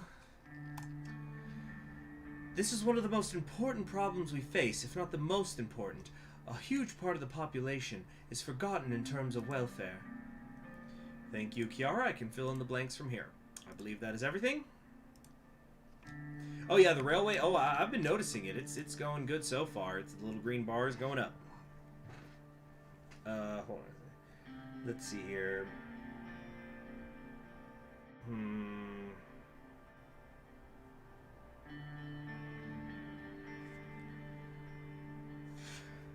Oh, well, thank you very much, Tenprey. Say, look, we've all had to deal with CK3 nudists. She took a deep breath. What is it, Kiara? Okay. Like, what if I just go full sex? I'm like, okay, Kiara, what's wrong? Are you on your period, Kiara? It's just, oh my god! Just like, what a heel turn. You know, like a fucking heel turn. Like, here's something that has nothing to do with the game. So as many of you know, I'm a wrestling fan. I don't watch as much American wrestling as I used to. I'm into Japanese stuff mostly now. But long story short, there was this storyline where a female wrestler had a secret admirer, like, who kept leaving her gifts, and then eventually it was going to be revealed who it was. So she goes to the ring because that's how you find out. I guess you do it in front of an arena full of people. And the person was going to come out. And the person who comes out is this guy called Big E Langston, who was a heel at the time. He was a bad guy, and she was a good guy. And so me and a friend are watching it, and we're like, this is sort of random. They don't even interact together ever. And freaking the guy... And then we're sitting, and then we were joking. It's like, you know how she could just turn heel instantly because he came out and he had flowers and he had been giving her so many gifts and stuff. And it's like, here's how you turn her heel in an instant. She just needs to get the mic and go, "Hey, sorry, but I don't date black people." And just whoa. Anyway, it turned out that it was all a trick so this other woman could get the jump on her and fuck with her head. So he still stayed a heel. So yeah, that's what we got to do. We just go, Kiara, are you sad because you're on your period? All right, RKO Kiara right this instant. There you go, Brady. You get it. All right. What is it, Kiara? What's wrong? What's wrong? Is it time for the doorknob question? You know, like put the hand on the doorknob. You know, what's that saying? You know, when you're about to leave the doctor. Oh yeah. By the way, my left toe fell off from rot. My left big toe fell off from rot. Okay. Look at this impoverished city. The streets full of potholes. The hospital barely functioning. The school half open. This is not just about Seoul or even Alfonso failing. This decay in Swordland's forgotten regions has been going on for many decades due to structural corruption which is fueled by capitalism. Tarquin's soul did more for the country than any of us. Let us not get in an ideological debate. We need to focus on the issues. We are here to change that trend and provide for the people. Pascal, what do you think? What do you think, Pascal? What's going on here? Where's this going? Sir, there is not much to be said. I agree with Chiara, but it is also Gus Manger's job to improve these areas. This is the Minister of Agriculture. It's the responsibility of each and every one of us. Chiara sat down and sighed. One way or another, we need to transform. Greed and... I want to mixing it. I'm turning into female. Pascal. It's me, Princess Peach. One way or another, we need to transform. Greed and unchecked capitalism will not magically provide for the people. Okay, so tell me more about your plans, Chiara. Okay. My plans require an increase in the government budget. I aim to solve the problems we highlighted with the allocated money. By building schools in these less fortunate rural areas. Yeah, what has been everybody's favorite character, by the way? Tenbray was just saying Pascal's her favorite. Well, what is everybody else like? Let's see here. Who, you know, like, for example, among our cabinet and stuff. I'm not so sure yet. I'll tell you, it's definitely not Leah Scraff. She frustrates me. Like, she just doesn't get it, you know? Especially when Nia and I were both going, it's like, yeah, we have to fundamentally fix the issues that are causing organized crimes. Right. Crack some skulls. You got it. Like, no! We need to go after the mob bosses, not some dude selling dope on the corner. We got to go for the people who hire them. Anyway, so she just frustrated. Like, I feel that she has good intentions. She's just frustrating. It's like, ugh! Okay. By building schools in these less fortunate rural areas and through fundamental changes to the education system, I will unlock the potential of all of our children, boys and girls alike. Let's see here. But as for my favorite, let's wait until this conversation is over with these two, and then I'll say which one I'm liking the most so far. Simon, because he looks like Cyril Figgis. I actually have an Archer card game. Cyril's fun. Alright, Sergey, the real most important member of our cabinet. So, situation in rural areas is a good idea. Our election mandate was to improve education. We'll deliver on this. Or, interesting, I thought we had a quality of service program. Isn't Sortish education lacking in quality? What?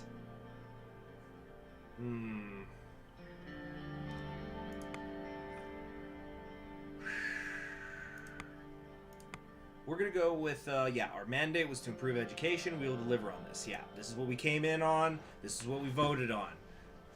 All right. This brings hopes to the table, which needs to be followed by action.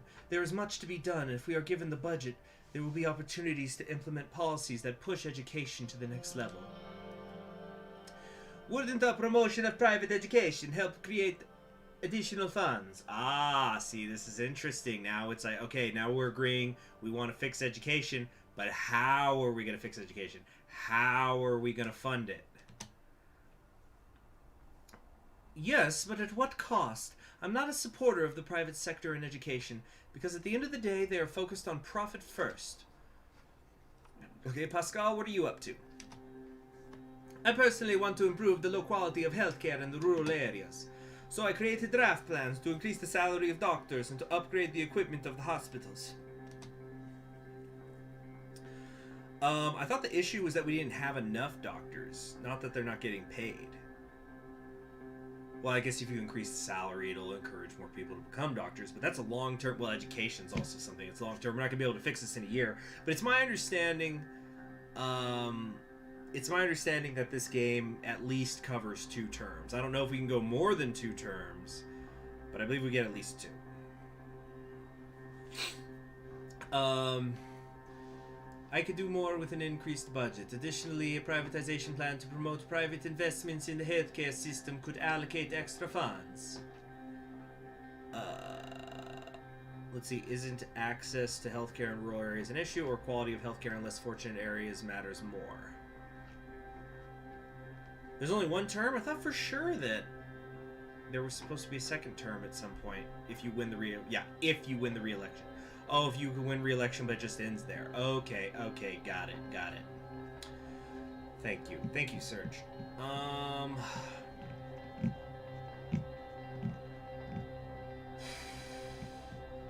Okay, from what we got from his briefing, it sounds like the infant mortality rate is being driven, because like it says, quality of healthcare in less fortunate areas matters more, but it's my understanding that the rural areas are the less fortunate areas. So that's what's like dragging our health, where we stand in terms of healthcare. So I think we got to say access to healthcare in rural. Yeah, isn't that the issue? Access is an issue, but not as critical as the quality in these areas. The lack of experienced personnel or equipment causes bad treatment, resulting in many deaths. Oh goodness. Like, hey, Clyde, Dr. Clyde, did we have to wash the equipment in between births? Nah, I don't think so. Let's see. I do hope to create competition and increase the quality of healthcare with the privatization effort. And then she says, A private healthcare system would increase the price of treatment and make access worse for the average citizen. The decision not to promote more state control would cost the people dearly. My expectation from our government is that we understand and focus on the needs of the people. Okay, let's see here. We are elected representatives of our people. We will prioritize their needs. Well, that doesn't mean anything. You know. Let's see here. It's like, have you guys ever seen that comic where the journalist goes up to the politician? It's a comedy comic, but it goes up to the politician. Sir, where do you stand on issues? It's like, I believe in issues, and more importantly, those issues have rights. And then the journalist goes, wow, so brave. So let's see. There are other significant issues we need to focus on, like security. I appreciate your briefings and plans. We will reconvene at the budget meeting. Minister Walda, I have bailed out people in need instead of businesses. Trust me, my priorities are correct.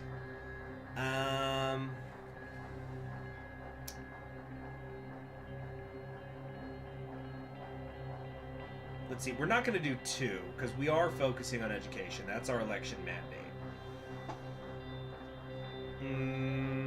We're going to say... I don't know, it's pretty generic, but sure. We are elected representatives of our people. We will prioritize their needs. Yeah. That's reassuring to hear.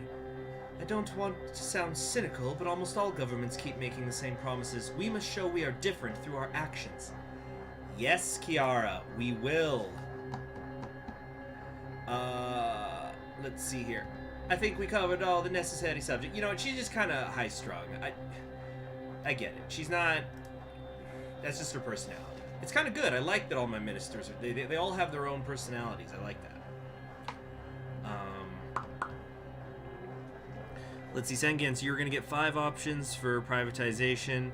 No state-owned, low state-owned, middle state-owned, 75 state-owned, full state-owned. Alright. The ministers left, and I attended other official business in the city. Hold on a second.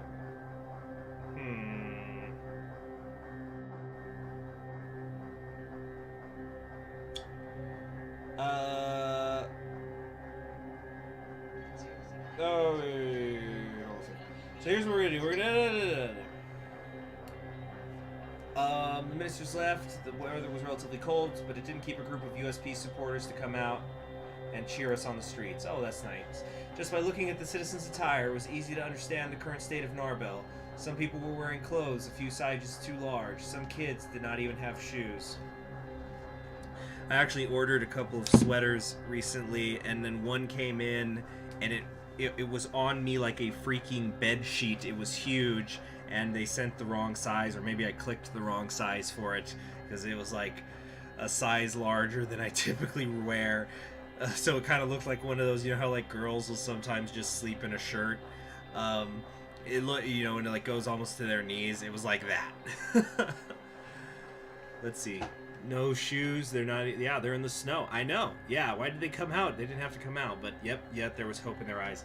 This is where they try to break my heart. They were excited to see their president in their city. Cult of personalities, man. They came out barefoot in the snow just to see me. Living in the limelight, the universal dream. Okay, so we hit a save point. I want to do one more save point, and then we're going to call it a day. Sexy CHG shirt only time. Well, this was a sweater, but it's freaking huge. In fact, actually, I'm going to go get something to drink, and then we're going to keep playing until we hit another save point. But I'm also going to go grab that sweater and put it on. They're paid actors, CHG, don't trust them. They paid the children. Oh my gosh. Paid the children to lose a couple toes to frostbite. I'll just be a minute.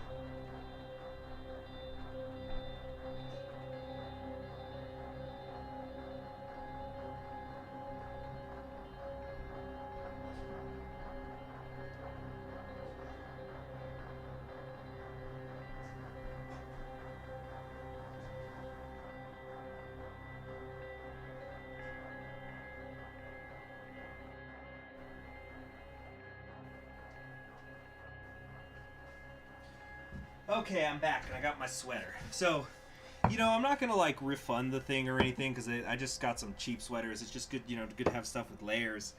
But let's see here. So, yeah, it's an XL. I know that I don't have a webcam, so y'all can't see, but I'm putting it on now. And this freaking XL, like, I'm a tall guy, you know. My height starts with 6, but this is ridiculous. So, like, I put it on, and then when I have it at like, the sleeves are long, like, I can actually tuck almost my whole hand into the sleeve, and, like, just the tips of my fingers stick out. But the freaking, you know, like, even with my traps kind of raising the top, it's like, it goes past, well, it doesn't go to my knees, I guess, but it's so big. The thing is that it's freaking wide. Like, I should get a piece of rubber band and like tighten it up in the back, and I got like all this excess stuff. Just so I just got a big old like, I guess it'll be good. All right. Anyway, hold on. Maybe it's Hawker's goons ready to gun you down. The kids are actually little people here to coup you. If they're paid actors, that means child labor is legal in Swordland. Very epic.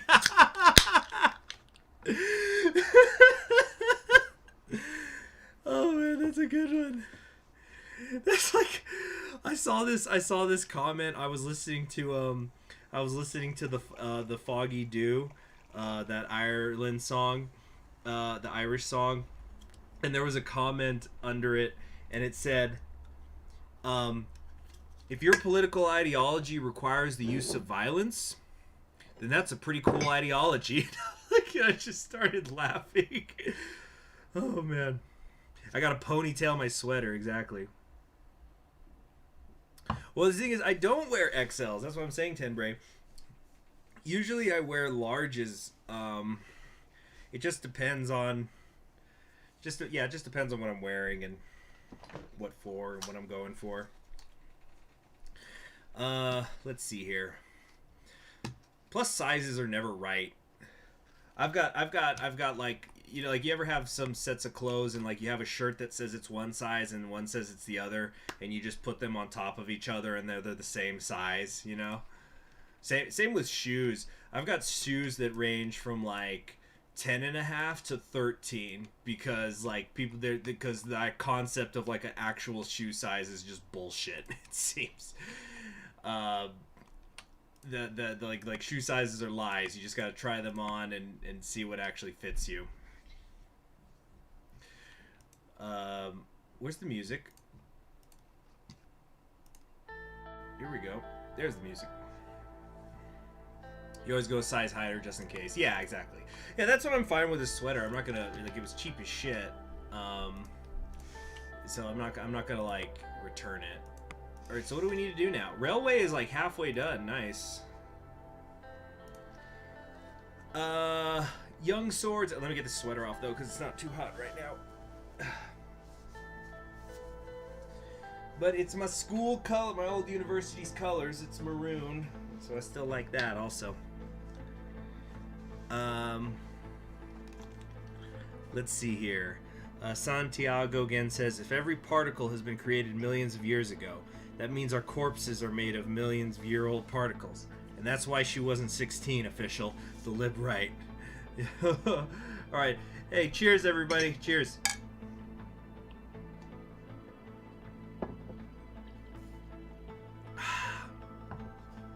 So, young swords and NFP flags are being born. Okay, this is just more, you know, it's more political demonstrations. Oh, wait, no, this is different. Mine disaster. A coal mine has collapsed in Narbel. Emergency response teams were dispatched immediately. Due to the sheer size of the disaster, additional manpower and supplies were requested from nearby cities. Initial investigation shows that an underground fire has started due to the neglected working conditions by the Nadam mining group. Current death toll is at 82 and counting. We're gonna keep an eye on their asses. This is that workers' rights stuff we've been hearing about. They used to be a small family gold mining enterprise, but became a large operation. It was nationalized in 1933 by Tarquin Sol. Oh, so we own this corporation. This is us. We did this. Oh shit. Let's see here. Well, that's not gonna help. Oh wait, no, we're going free market anyway, not nationalization. Its largest extracted resources are coal, gold, and diamonds, which generate high profit margins for the Swordish state. Yeah, that was us, guys. We can't say, look at these damn evil corporate. Oh, that was our corporation. Ah, crap. Let's see here. To paraphrase the pitch meetings. Oh, whoopsie. All right, young swords have been suspected for a terror attack. Morna industrial output concerns. The industry is lower. Okay.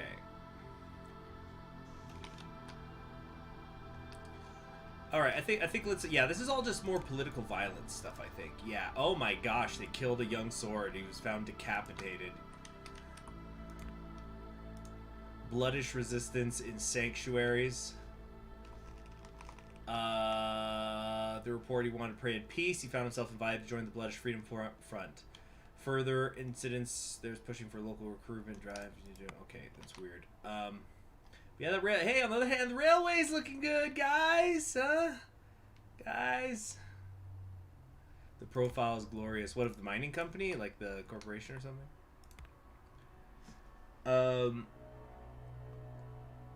Okay. Workers' rights bill nears completion. Voices from the labor union show strong signs of support. Okay. Okay, so it looks like we might be able to pass. Maybe that means we're gonna be able to pass it without too much trouble. The upcoming constitutional reform. Calvin stated without minister reforms, they won't be able to stand behind the new reform package. I don't know what minister reforms means, but we'll have to keep an eye out on that so we can get him helping us. Because I figure if we get him and we get the freaking, the opposition party is going to vote with us on the constitutional reforms unless they're just being jackasses.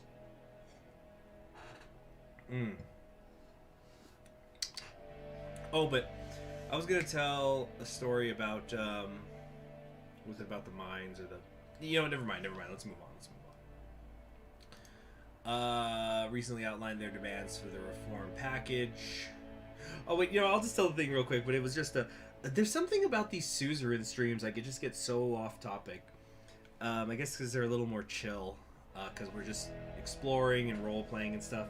But those, you guys probably have heard the stereotype with like anime where there's always like a lowly, like some really, it's like kind of gross in my personal opinion, where there'll be like like a clearly a fucking child's body, but the main character's in her, and they go, oh no, but actually it's a 500-year-old witch or something, so it's fine, she's legal. So, but I saw this comic where this guy is I think it was the guy is walking through the park and he's holding the hand of like a little girl, like she could look like his daughter, and then he kisses her, and then the police show up and he goes, no, you don't understand, officer, she's a 2,000-year-old demon. And then the officers go, oh, we know, and then they arrest the little girl, and she goes, you're going to jail, sicko. He's only 16.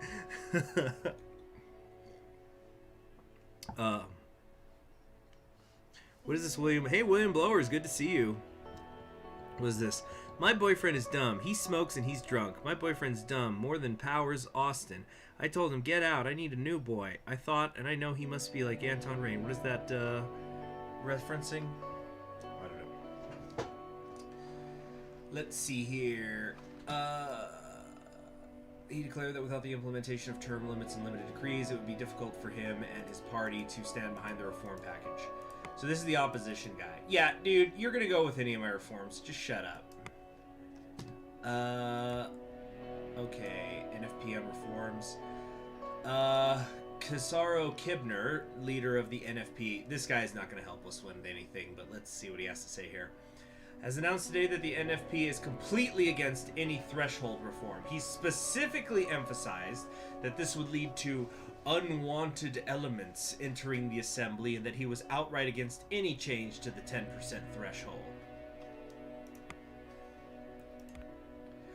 Let's see here. Excuse me. Stability Order of 1954. an investigation on the influence of the Young Swords and Red Youth organizations on the post-assassination unrest has concluded. Both organizations haven't officially organized or called for illegal actions, but several low to mid-level leaders from both have links to insightful actions that led to deaths, injuries, and instability. This allows us to ban the organizations. Okay, so we're going centrist, so we're not going to ban just one of them. If we're going to ban one, we'll ban both, or we won't ban at all. But I think it says here the organizations themselves are not actually doing the illegal things. These are low-level people. So this is probably guys and girls going rogue. I don't think we want to ban them. I think this sort of thing is going to go it's going to bite us in the ass when it comes to, you know, when we're trying to take the high ground on reform. And then it's gonna radicalize them even more because they're gonna feel victimized.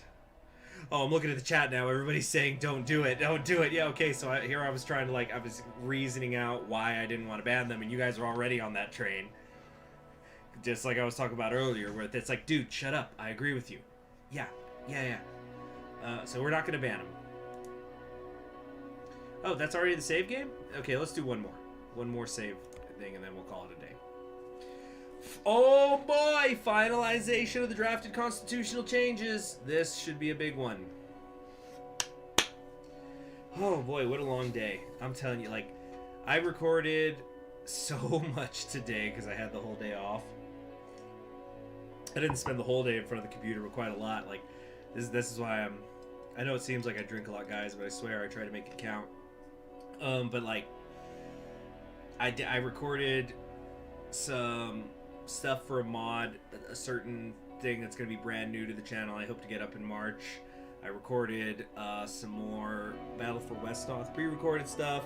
I got some Comey up today. I finished up my Click yesterday. Was that yesterday? And that was yesterday. Never mind. You know, we did that huge Mao's Legacy stream. A lot of good stuff. A lot of good stuff today. A lot done in terms of channel stuff. This is super important. I know. Of course it is. This is the Constitution. This is probably the crux to the whole freaking game. The Reform Committee have finally bore tangible results, and the draft of the changes were about to be presented to me. CHG is a functional alcoholic. Oh my gosh. Let me tell you something. Even if I were to drink 7 days a week, which I don't, I guarantee you I'm still drinking less than people who go out on Friday and Saturday night and get fucking annihilated. So, I walked in the marble corridors of the palace thinking about the huge decisions I was going to take. At the entrance to my office, my secretary, Livia, greeted me. Good morning, Mr. President.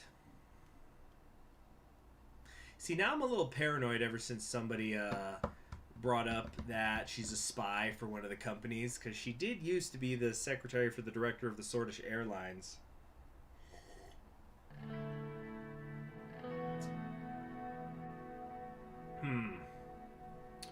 Anyway. Let's see. How are you today?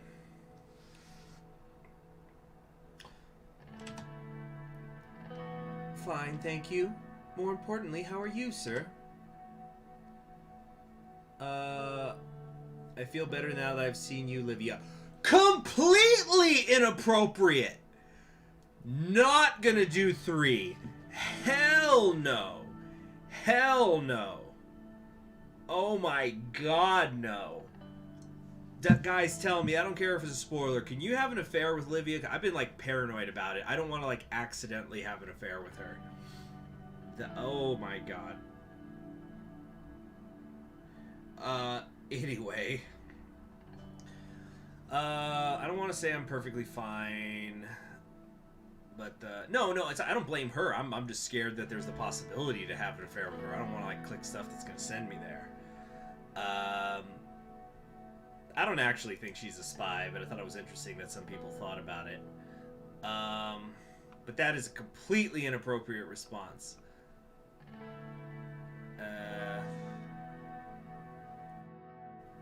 let's see. How did Peter find her? Well, it says here she used to work for the USP National Committee, and then eventually she was assigned to Peter before he was vice president, and then after I was elected, Peter gave her to me, I guess.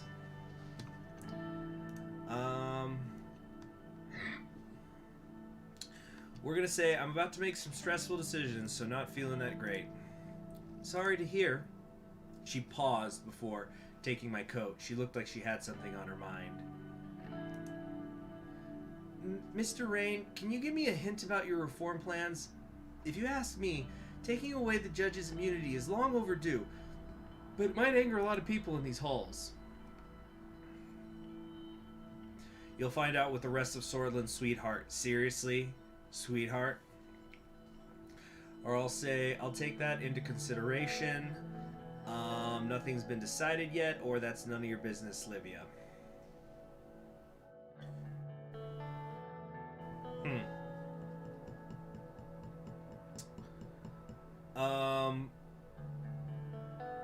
I kind of want to say you'll find out with the rest of Swordland, but I don't like that sweetheart line. That's none of your business isn't inappropriate either. That's a little mean.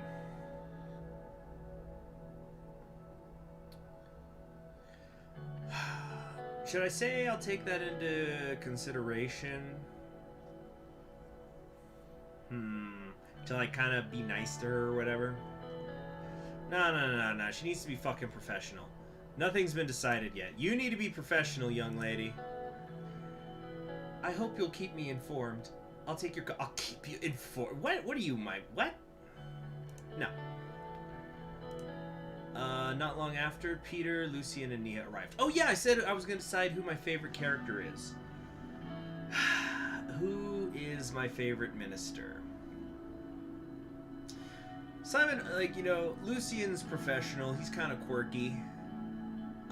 Yeah, keep her informed exactly. Like, she's not my boss. What the fuck? That was weird for her to say.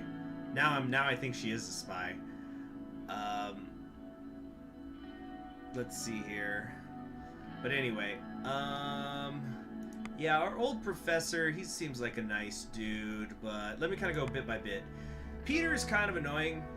He's kind of obnoxious. I know he's our best friend, but he's a little obnoxious, so I would not say him. Lucian's quirky, but he's kind of a little bit too robotic for me to make him my favorite. Lilius, she's a little frustrating, so I would not say so. Then there's Simon Hall, professional, good guy. You know what? It might be Nia. It might be Nia. I like her attitude. She's, you know, she's got drive. She's got vision.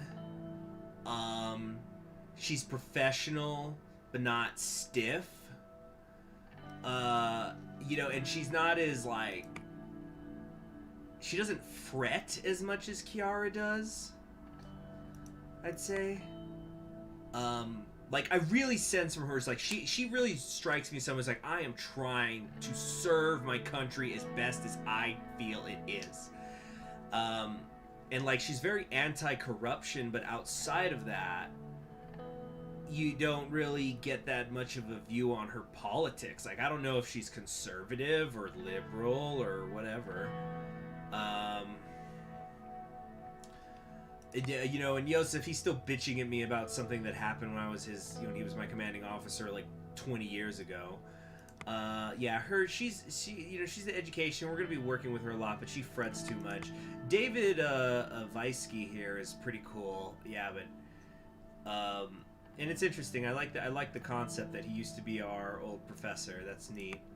Gus Mandry, he's kind of bland, and then Pascal, you know, I'm trying to fix the healthcare. Seems like just a nice, solid dude. Yeah, I'm gonna go with Nia though. Nia's my favorite. Brady says the senile boomer twin judges. Those are your favorite characters. Yeah, so I'd say Nia, and then maybe Visik is number 2. Anyway, shall we play the game?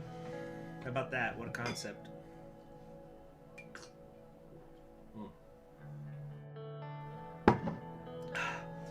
Nia's probably the most centrist reformist, just wants democracy and doesn't care about this. You see, I don't even think you can call that centrism. That's old school republicanism. It's like political positions. We need to establish our democracy first. So it's like that's not even centrism.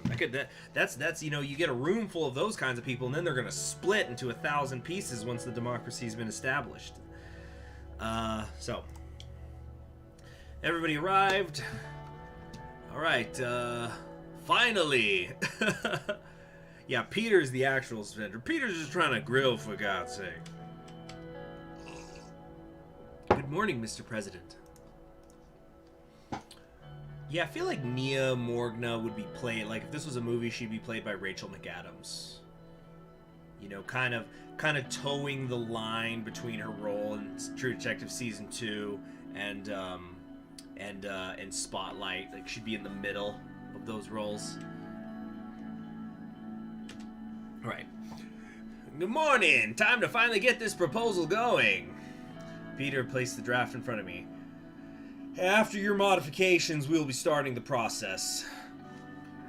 Can we go over each of the points that are in discussion for the draft? Well, apart from the first two sections of decreasing the Supreme Court's authority and limiting the presidential vetoes, nothing else has been agreed on unanimously. We could start talking about Section 3. This is about the impeachment process of the president. Currently, in cases of high treason and breaking the Constitution, the Supreme Court may impeach and try the president. Most reformists want the impeachment to be initiated by the Assembly. They think they do not have any power over potential rogue presidents that would abuse their power.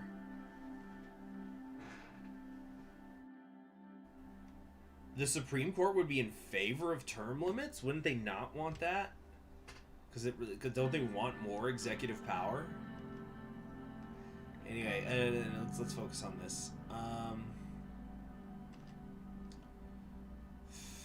Okay, so now we've actually really got to seriously think about some of this stuff.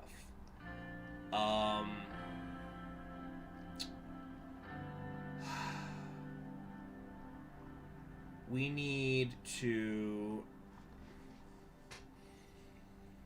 How are we going to get this through the Assembly? I think we need to create veto power, but this is going to turn to some controversial shit. It's going to be a shitstorm. And then those old fucks on the Supreme Court are going to be all pissed.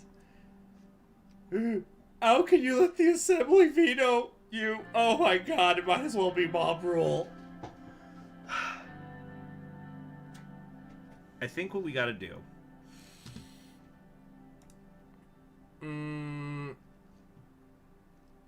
yeah, we're going to give oversight to the president. I mean, not oversight to the president. The Assembly should have oversight over the president.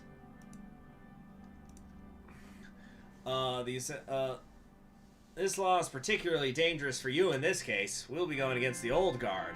And if we prove to be successful in the Assembly, they'll be looking for anything they can declare unconstitutional to tackle you. All they need is a Supreme Court to impeach you.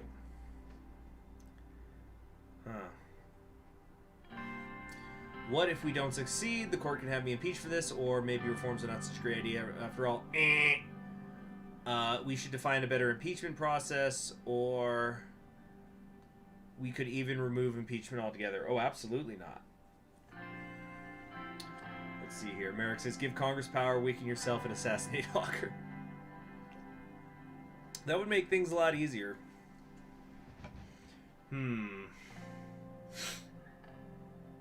Okay.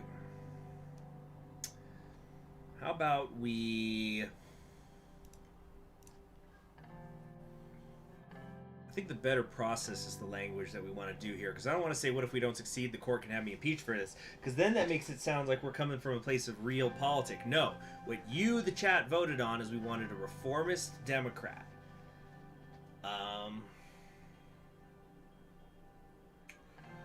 Let's think here.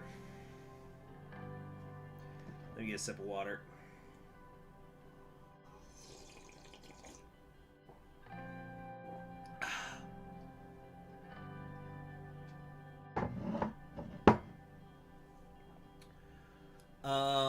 We should define a better impeachment process. Yes, we will be collaboratively working on the specifics. Section 4. This is regarding the appointment of ministers. Currently, the president is free to appoint anyone from the members of the assembly. No one else is involved with the process.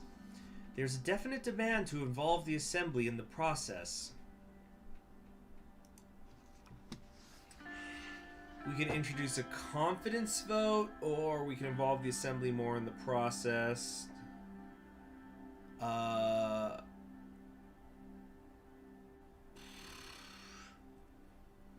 we could say that's going a bit too far. This might be something where we can throw the conservatives a bone. A confidence vote. What would be the difference between the confidence vote and involving the assembly more? Is that us saying the same thing? Because I figure a confidence vote is just like, do you approve this, yes or no? But then what is this involving the assembly more? Like, are they gonna nominate my own ministers? Or something crazy like that? I'm gonna call that crazy. I'm gonna call that insane. Let's just do the confidence vote. Yeah, just confidence vote. That was my suggestion as well. I'm sure the reformists would completely support that.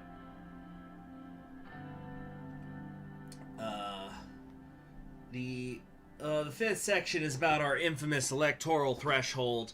Most reformists want to lower the threshold as much as possible. Mr. Richter and his PFJP definitely want to see change on this topic. They find our 10% threshold to be anti-democratic, which is something I also agree with. Yes, but this is a delicate matter. The party, and I mean not even Albin, wants us to change the threshold. They think that this would destroy our party in the long term. Oh, so Mr. So-called reformist branch of the USB, that's Albin, not this guy. Albin, ooh, even he's like, I'm for reform. We got to democratize our society. Okay, so how about we can let minorities in the assembly? Whoa there! Yeehaw! So, let's not get out of control now.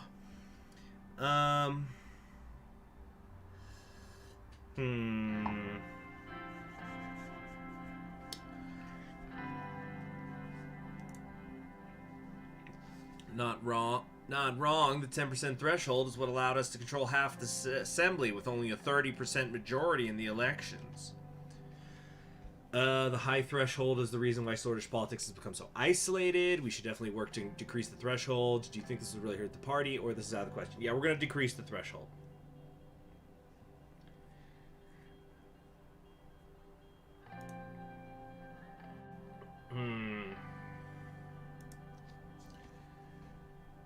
This will calm protests. Yeah. Because then who's gonna, and like, I've already said, in order to spite that one Turkish nationalist dude, we're gonna do stuff that the Bloodish like, and the Bloodish are the ones they got in on what? They just barely missed the threshold. They had 9%, but they needed 10. Yeah, we can lower it. Brady Hickman says, "Give Bloods rights." Hold up, says the court. It's like I'm imagining Twitter existing in this world now, and then and you see, and like somebody just tweets out hashtag Bloodish Life Matters, and then some politician in the USB or in the National Front Party just tweets back, "Debate me." So anyway, even after Sol's resignation, we still have 3 parties in the assembly. Even Kebner's NFP is barely elected. Don't forget the Communist Party and the Workers' Party of Bloodia both had close to 10% vote in the last election. You would be opening their way into the parliament in the future if you were to decrease the threshold. It's important that you realize this. Of course, that would also mean the USP might lose its majority in the assembly, sir.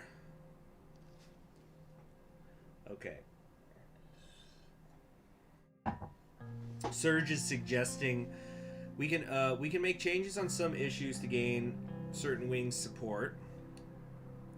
So we can go down to a 3% threshold and meet a compromise with 5% when the latter number is what we wanted. Yeah, you know, that's a good point. That's why earlier I just went the compromise vote, because it's like, you know, got to throw the conservatives a little bit just so they don't, you know, have too much to scream and cry about. Oh, excuse me. Ooh. All right. If our own democracy is the reason of our downfall, we'll have to accept it. Don't worry, with these reforms we'll be more popular. We can't just give away a majority like that. We can't allow communists to enter the assembly. Let's go with...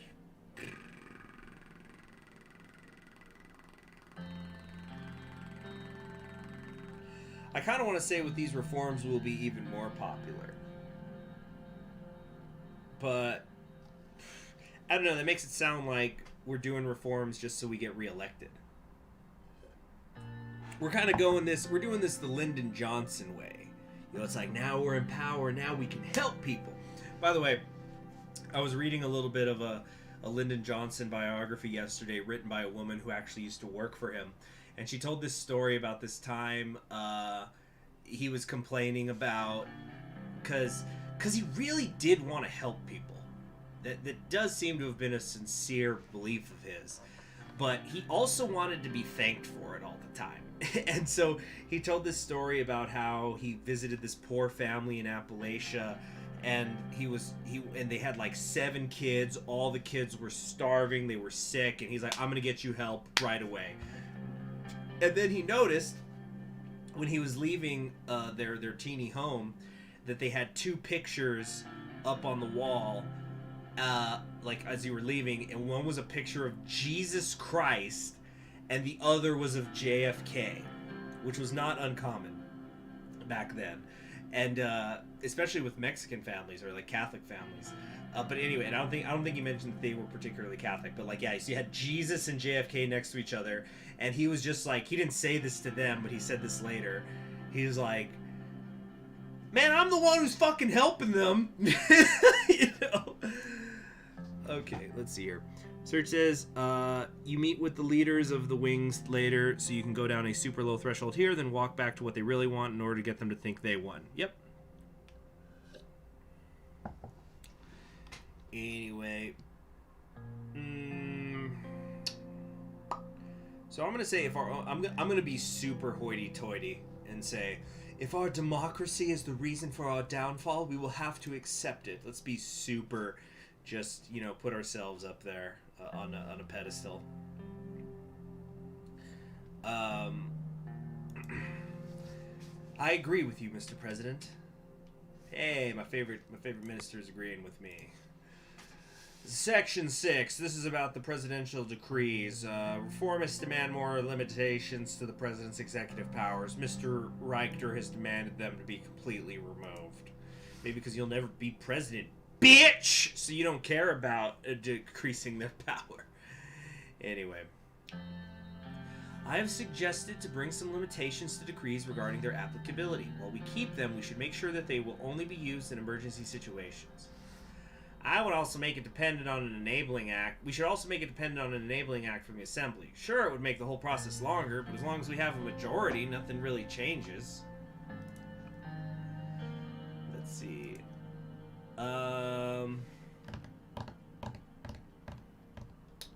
I think we may need to think longer about this with the decrees.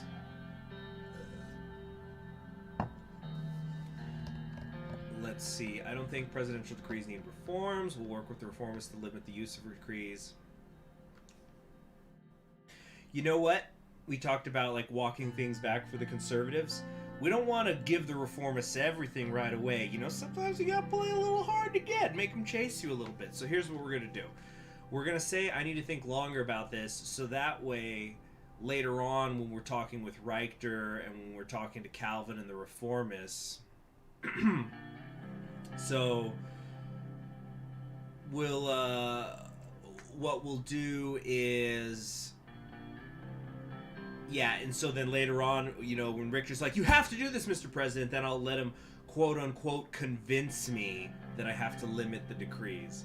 So I'm going to say for right now, I may need to think longer about this. So that way he can feel like he came up with a plan, you know? Sometimes to convince somebody of something, you got to make them think it's their idea. Sure, you'll have a long time before we start writing the final proposal together. Next is Section 7, term limits. Let's see. Number 1 is uh-oh. Oh my gosh. Number 2, I don't aim to leave anytime soon. We keep the unlimited terms. Number 3, term limits are necessary or for term limits, question mark. We're going to say they're necessary.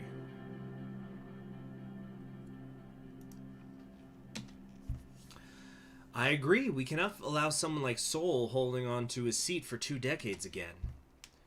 Hey, if the people keep electing one person, that means they really are content. The masses are scared of change. You know what? And I've said this before, and I'll say this again. I don't think we've seen anything so far that shows there was electoral fraud. Yeah, there was a threshold thing, but it seems like Sol was legitimately getting elected for all 5 of his terms. Just throwing that out there. The masses are scared of change. Let's see. Even Sol knew he had to leave, but we will leave it to the president to decide.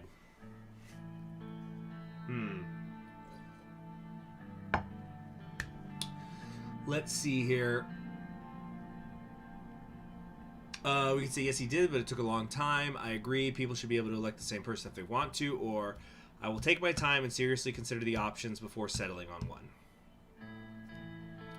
We're going to say I'm going to take my time and consider the options. Now I'll move on to the 8th section. We're reaching the end. It is the question about the immunity of the judges. While the anti-old guard sentiment is increasing, there are talks that taking away their immunity would give us authority over judiciary.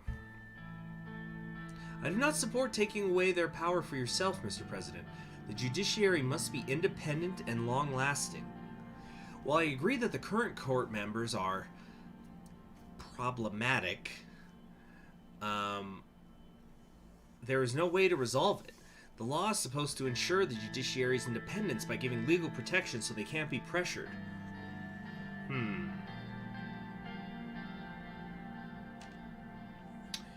Well, they need absolute immunity in theory, but look at what reality got us. We got to deal with the most corrupt Chief Justice in the world, with no chance to deal with him. Okay, we could respect their immunity, or we could say they should be able to be impeached. Why do I get to be impeached, but not them? Number 3, we should crush the old guards to clear way for further reforms. Or number 4, maybe we shouldn't make the Supreme Court our enemies just yet. You see, I'm so much more anxious about getting this past the Supreme Court than the Assembly. Like, the Assembly, no freaking problem. We're going to have our reformist branch. We're going to have Franz Richter's little Freedom and Justice Party. And I'll hit them with a little smooth conquering history games action, and we'll work over the conservatives. But the justices are going to be a problem.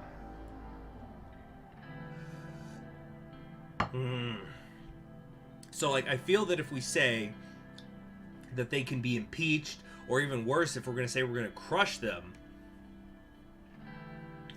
that they're going to completely turn on me. Because if we look at let's look at the judiciary.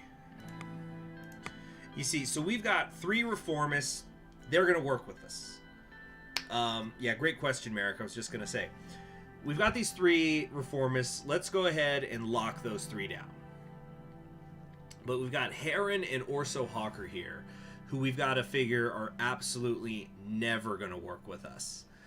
So that's 2 dead votes. Then we've got 3 centrists. Who knows how that's going to go? We're going to have to talk to this Edmonds woman.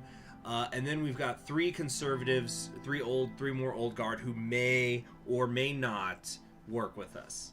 So I just feel that the centrists might also turn on us if we start going after their immunities. And now I don't know if we just say if we're going to crush the old guard, if we're going to say something where we go, look, you want to stay on the court, like we're gonna start arresting these dudes. Do you want to join them in their jail cell, or do you want to just make it so we don't have to arrest people and you just give us the ability to impeach and you'll be safe? Wink, wink. I don't know. But I think ultimately we do need to make them impeachable. I think that's what the reformers want. Plus, that way, if we say we're going to impeach, then we can quote-unquote legally get rid of the old guard instead of, you know, rounding them up, throwing them in a cell, and shooting them or something. Let's see. Ten Bray suggests make extreme rhetoric, then negotiate from there. No, I'm not going to bribe Garachi. That'd be so hypocritical after I turned down that bribe before.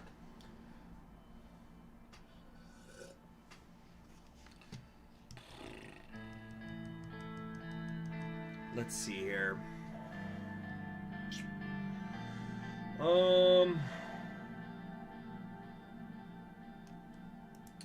We're gonna say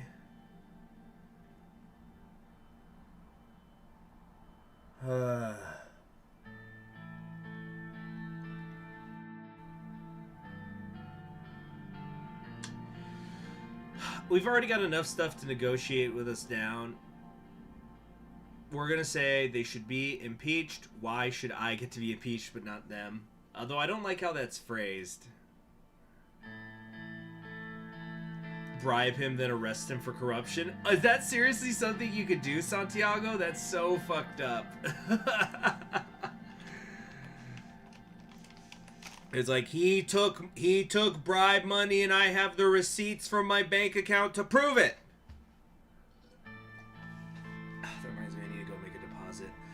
Let's see.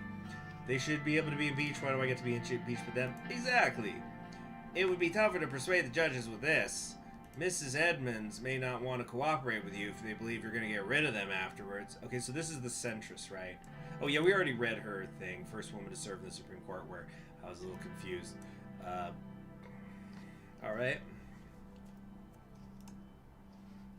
Arrest him and say it was a sting. The last one is the question about Sol's legacy. Basically, his Member of Honor law. It gave him absolute immunity even when he's retired. He's a permanent member of the Assembly as well, but luckily he doesn't really attend anymore.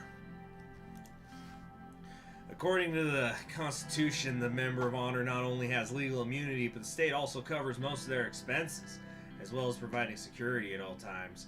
It can only be given to someone by an absolute majority vote in the Assembly and the approval of the President.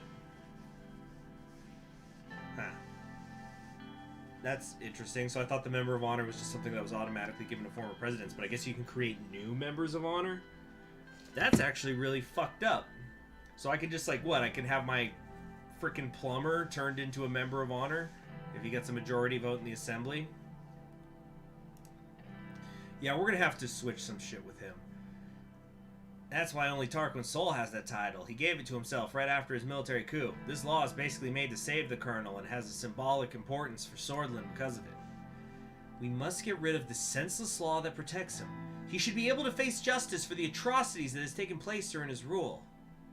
That's right, I forgot. Sol did that was his big thing, is like there was like the so-called genocide. Admittedly, it was only called genocide by the radicals. So, and I haven't seen anything where it said he killed anybody, but at the very least he was persecuting the bloodish.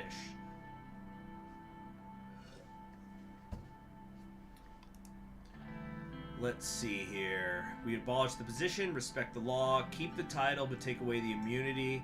Every president should gain that title after their term. How about if we keep the title but take away the immunity? Like, yeah, Member of Honor. It's like, here's your gold star, you were president. Cause the point, who gives a shit about the title? The title is meaningless. The real point is that he's immune from the legal protections. Like he's immune from prosecution is what I meant to say. That's the real issue.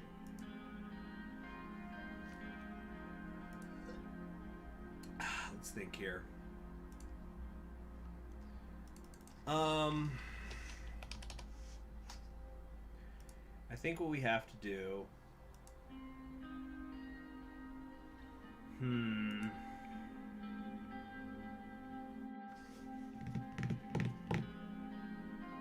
Let's let this be another thing that we can be negotiated away from.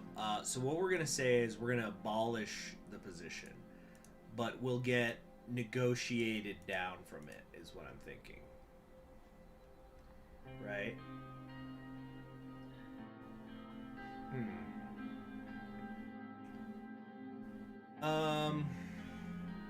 Is that what we want to do, though?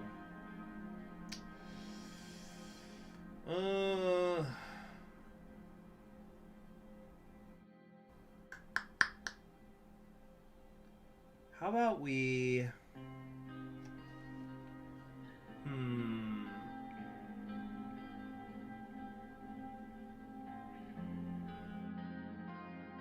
I'm really thinking.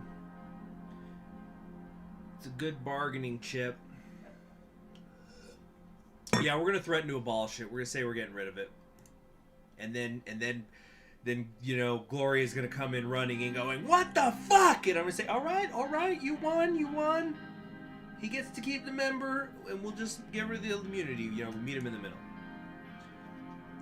The reformists would be completely behind that. Well, regardless of what Mr. Rain designs, excuse me, that's President Rain, Peter. We will still need to work together to push this agenda. All right, let's get working on it. Yeah, no. Yeah, we're gonna probably go to keep the title but abolish immunity because the immunity is the key. That's the crux of the whole thing. That's what I actually care about. So, but if you know we're gonna say we're gonna get rid of it completely, then they're gonna get pissed, and then we can, you know, walk it back. Okay. Oh shit, we're actually doing it now. Okay. According to Articles 77 and 82, the President may veto a bill by returning to the Assembly with a written statement. The articles do not contain any information on how to override a veto. As a consequence, the President has a quote-unquote absolute veto power that cannot be overridden by the Grand National Assembly under any circumstances.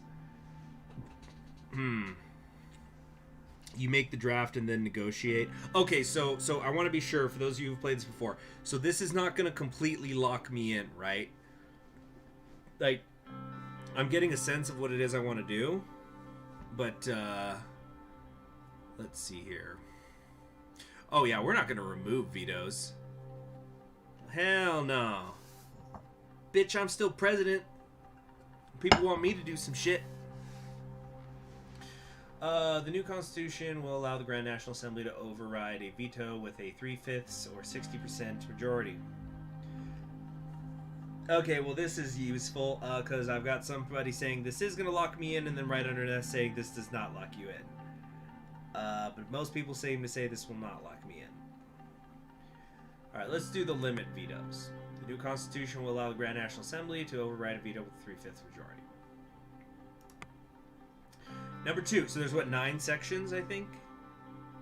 It's technically a lock-in, but negotiations allow you to change it. Alright. Got it. Understood. According to Article 5 of the Constitution, an amendment may be proposed by members of the Assembly with at least 150 signatures. A 2/3 majority vote in the Grand National Assembly and a simple majority vote in the Supreme Court is required for the amendment. As a consequence, the Supreme Court, which is not part of the elected legislative branch, has enormous power in the amendment process. We are going to remove the Supreme Court's vote. The constitutional amendment will not require the vote of the Supreme Court. This will remove the judiciary's legislative powers. Ooh, this is a big one. Impeachment process. According to Article 17, the President of Swordland is not responsible for the actions performed in the exercise of presidential duties, except in the case of high treason or violation of the Constitution. In such cases, the President may be impeached by the Supreme Court in joint session with an absolute majority of its members. Therefore, the impeachment process only includes the Supreme Court, and it gives them great power over the executive. Fucking Hawker. This is why he wants more executive power, because he's the only one who's above me. So he can just crack the whip if I don't do things I like, so then he can rule by proxy. What an old bastard. Okay, let's see. The Assembly and the Supreme Court may impeach means that the President may be impeached with a 2/3 majority vote in both the Grand National Assembly and the Supreme Court. The Assembly may impeach, meaning that the President may be impeached with a 2/3 majority vote in the Grand National Assembly, or we could say the President may not be impeached By removing the cases about high treason in violation of the Constitution, the president will not be responsible for any actions performed in the exercise of presidential duties.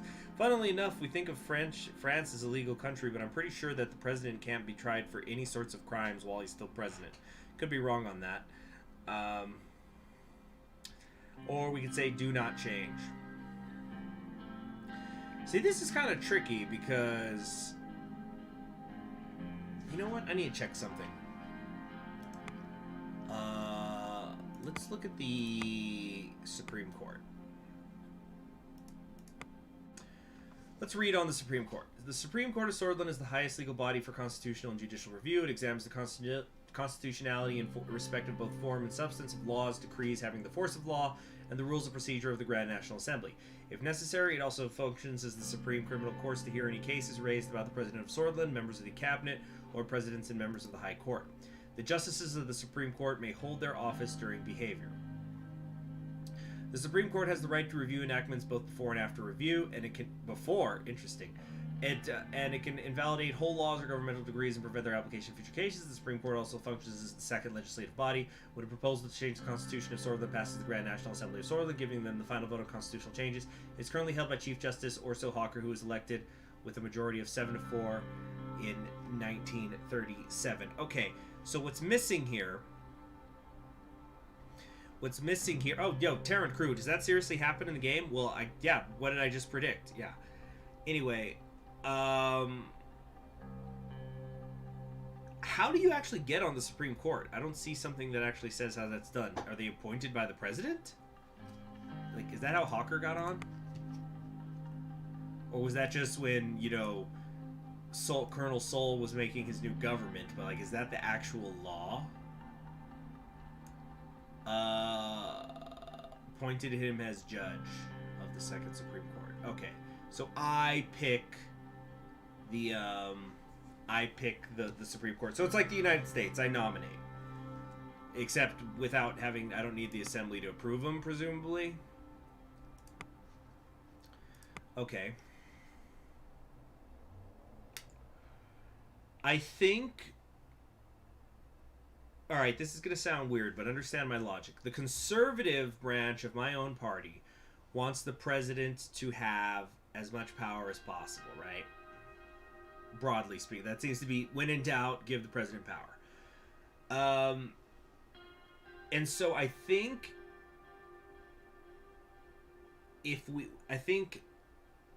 getting that, I think if we give the Assembly power, but we still let the Supreme Court also be a part of the impeachment, that is going to seriously help me. This might be the most important change here in terms of getting conservative votes. Because if we say the Supreme Court is still going to be part of the decision to impeach me, like if we don't take it out of their hands completely and give it to the Assembly, that's going to help the Supreme Court, you know, that's going to like kind of schmooze up to them in terms of voting for all the rest of my proposals. And also, the Assembly is going to be happy just because I'm giving them some power at all. So, plus the Supreme Court could potentially protect me if the legislature gets voted over to a different office. But I think, yeah, I think what we're going to do is we're going to say we need the Assembly and the Supreme Court to impeach. That might be enough red meat for the conservatives and the court itself that'll help us. But then what's the point of separating the judiciary from the legislature in the first place? No, they're separated in other ways, Merrick, but I'm just doing this in terms of this. I think could be yet another key, you know, negotiating position. If the Assembly starts to fucking push me on this, then we can change it later. But I think for right now, this might be something that helps get the Supreme Court on my side. And as I've said before, the Supreme Court are the ones that I'm worried about. The Assembly, I'm not worried about them at all. But not completely at all. We're gonna have to do something with the conservatives with Gloria, but it's mostly the Supreme Court that I gotta worry about. I think. But again, I've never played this game before.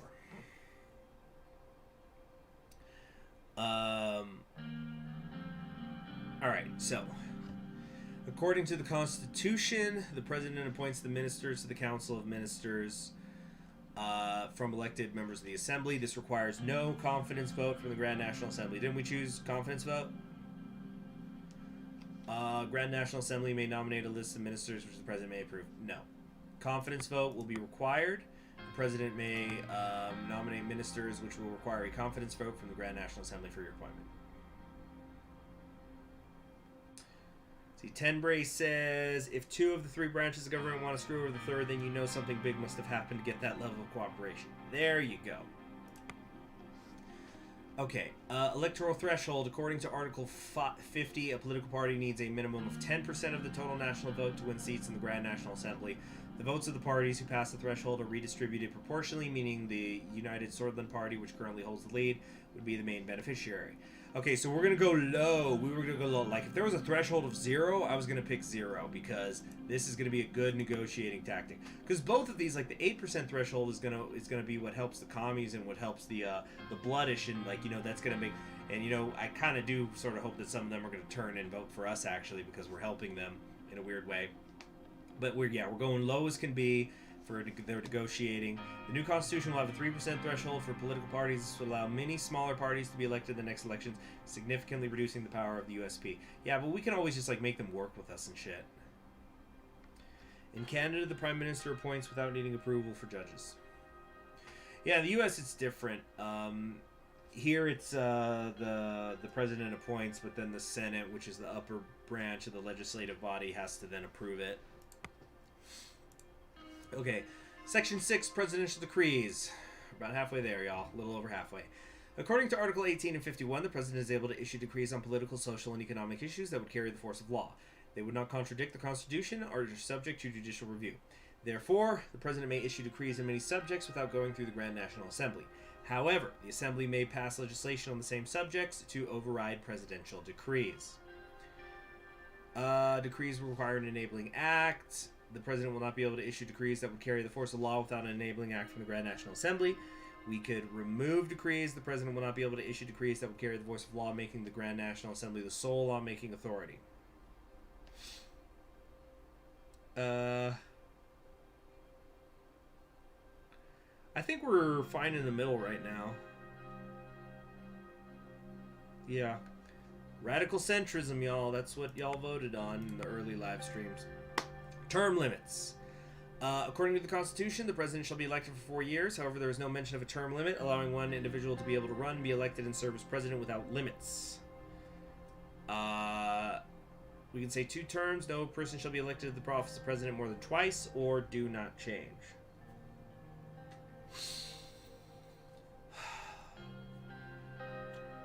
I think...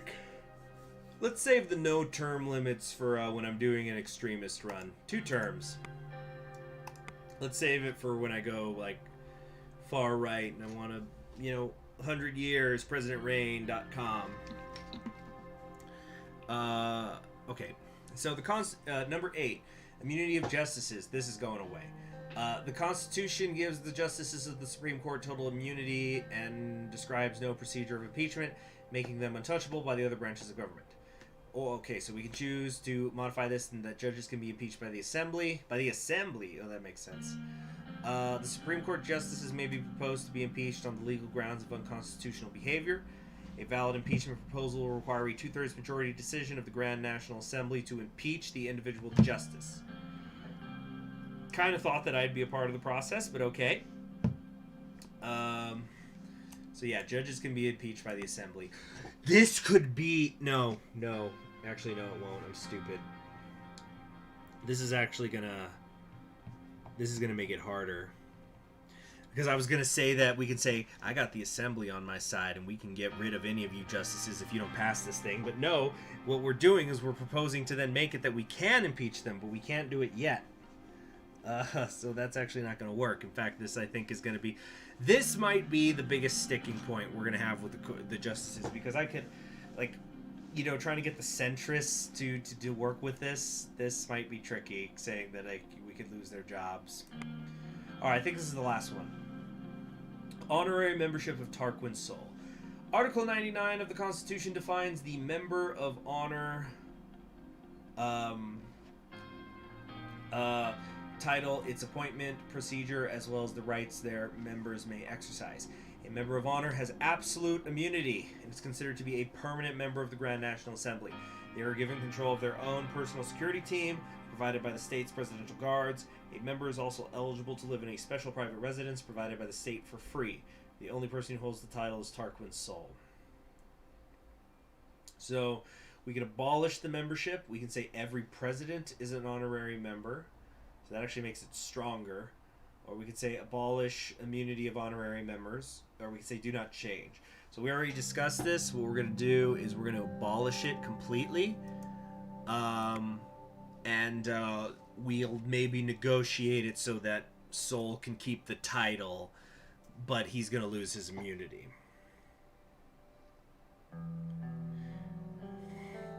Let's see here. You are about to make constitutional changes to Swordland. Are you sure about your decisions? Yeah, okay, let's review. Okay, we're going to limit vetoes. Yes. We're going to remove the Supreme Court's vote. It's the only option. Impeachment process. Assembly and Supreme Court may impeach. Yeah. Confidence vote. Good. Decrease threshold to 3. If it was 0, I would have clicked that. It's terrific for negotiating. Presidential decrees. We're going to leave this. Term limits, 2 terms. Judges can be impeached by the Assembly. And we're going to abolish the membership entirely, so this is another negotiating point. Now that's what I call radical centralism.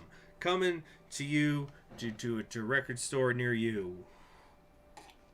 With such hit songs as This Land is Your Land, This Land is My Land, except sometimes it's yours and sometimes it's mine and sometimes we share.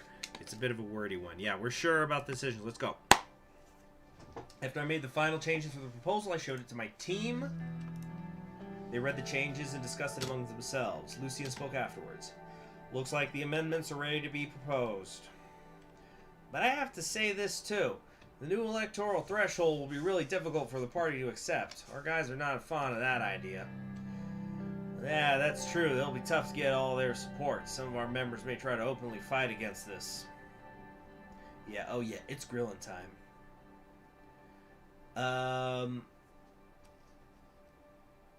We'll figure it out. Well, we will all do our best to make it work, sir. Any other comments before we proceed? I will say that I do not agree with the new law that gives the Assembly the power to impeach the judges of the Supreme Court. That's the first time in a while that she's disagreed with me. I am also against the Chief Justice and his obstructionist behavior, but even if we get rid of all of them, the new judges will be less independent with this law. They'll be scared to go against the administration when it's needed. They need their protection to do their job, otherwise the new ones will be pawns, just like Sol's old guards.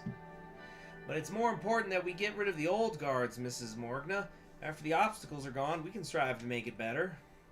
However, he turned to me, you have to be careful, Anton. I'm sure you'll be fine, but with all that's happening out there, we'll need to prepare against these threats one way or the other. I appreciate the feedback, Peter. Well, I think we can proceed now. I will personally work on the wording of this proposal with my hand-picked legal experts. With Mrs. Morgan's reputation as the most experienced attorney, this proposal will be bulletproof. Chief Justice Orso will have a hard time convincing others to oppose it.